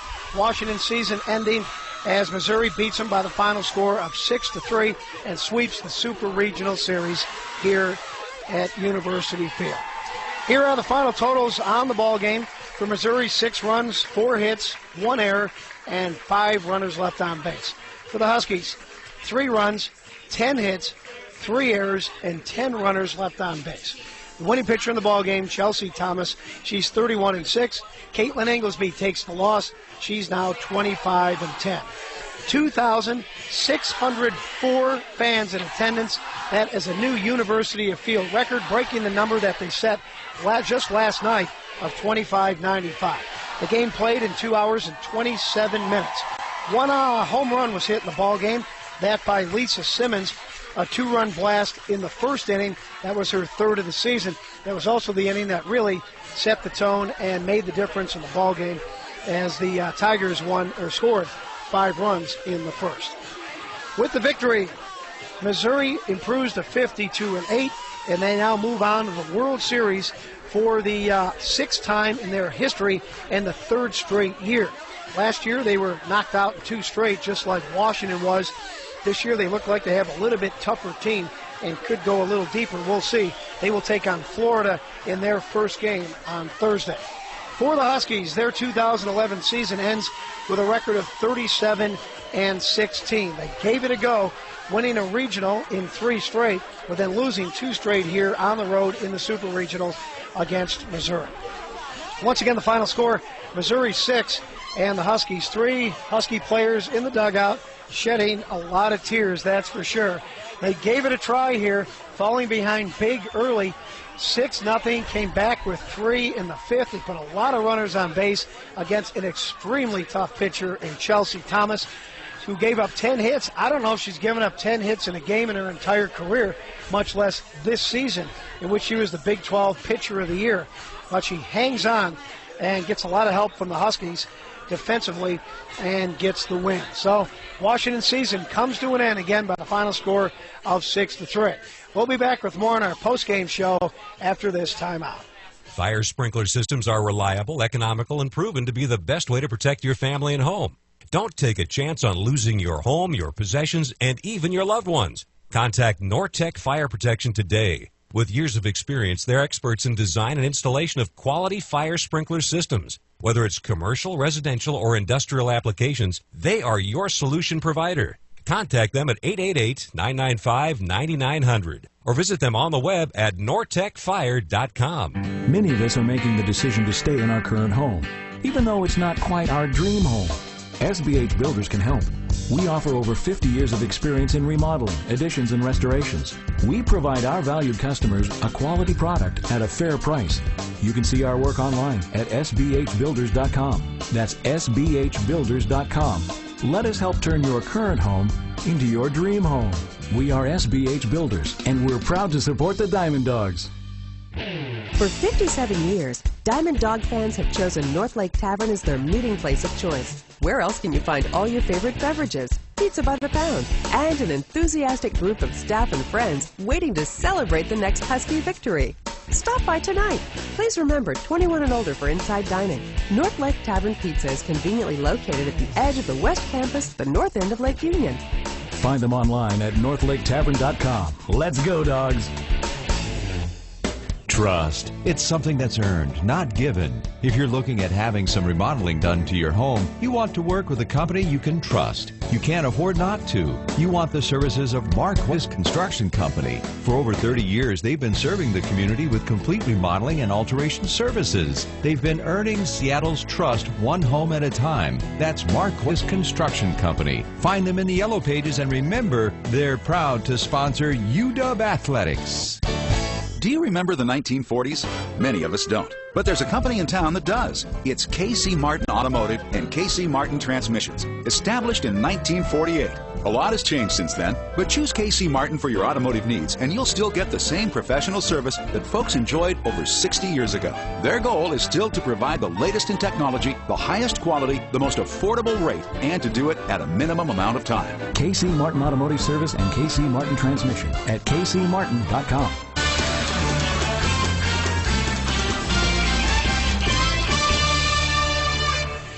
The Huskies went down bravely, but their 2011 season has come to a conclusion as they lose to Missouri by the final score of 6-3 and are swept 2-0 in Super Regional play here in Columbia. Mike Brown, along with John Colley, back live from University Field here on 1150 AM KKNW, moving into our Player of the Game segment, and we are very happy to at least be able to talk to Jaron Fa'asua, second baseman who finally returned to the lineup after concussion symptoms. It's been 4 weeks, Jaron, but I am certainly glad to see you back, and actually you must feel the same way. Yeah, it was I was kind of nervous in the beginning. Like, I didn't know if I was symptomatic free, like, first, but I knew for sure when I got in that I was good. Good. Then things kind of unraveled early on in this ball game. Was the team maybe a little nervous or a little anxious or feeling butterflies or what? Because normally you don't play like that as a team and give up 5 runs in the first inning. As a team, we were a little anxious. We weren't nervous. We weren't scared. We were playing our game. We tried to do it in the beginning, but luckily our bats came live in the end. Do you feel pretty good about the way you played after being out for 4 weeks? Yes, I was kind of nervous. Like, I didn't know if I could get right back into it, considering I just started practicing like a couple days ago. So I was happy with my performance tonight. You certainly showed that you were ready to play again with that ball that we thought was for sure going to be a base hit to right field. How did you see it, and how did you make that play? Usually that kind of hit is more on the instinct, reaction, and luckily I took a great back step and I caught it. So you had to jump. You had to use all your hops there. Yes, I did. Very impressive. Very impressive. And then at the plate, I was impressed with how comfortable you seemed. You haven't played for 4 weeks. Go face the potential player of the year, and yet you looked really comfortable. Hit a nice long fly ball that first time up, and we're making contact. How'd you feel at the play?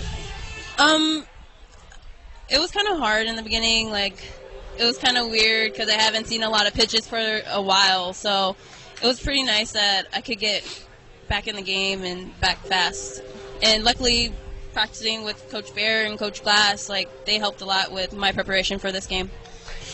One last question is, on the field we saw it. How is it off the field? Is it easier to go to class, easier to concentrate, and is the off-field stuff coming a little bit easier for you as well? Yes.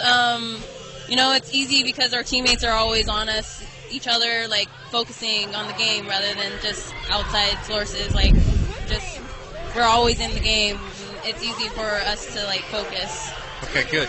Well, Jaron, I'll tell you what, kind of an unusual season in a lot of different ways, but we're glad to see you back, and we got 2 more years with you because you're a sophomore only, so we know there's going to be a lot more good things from you. So best of luck in the future, and congratulations on a good season anyway. Thank you. All right, Jaron Fa'asua, Husky second baseman, joining us here after the Husky season comes to an end by the final score of 6-3. John and I will be back to wrap things up after this timeout.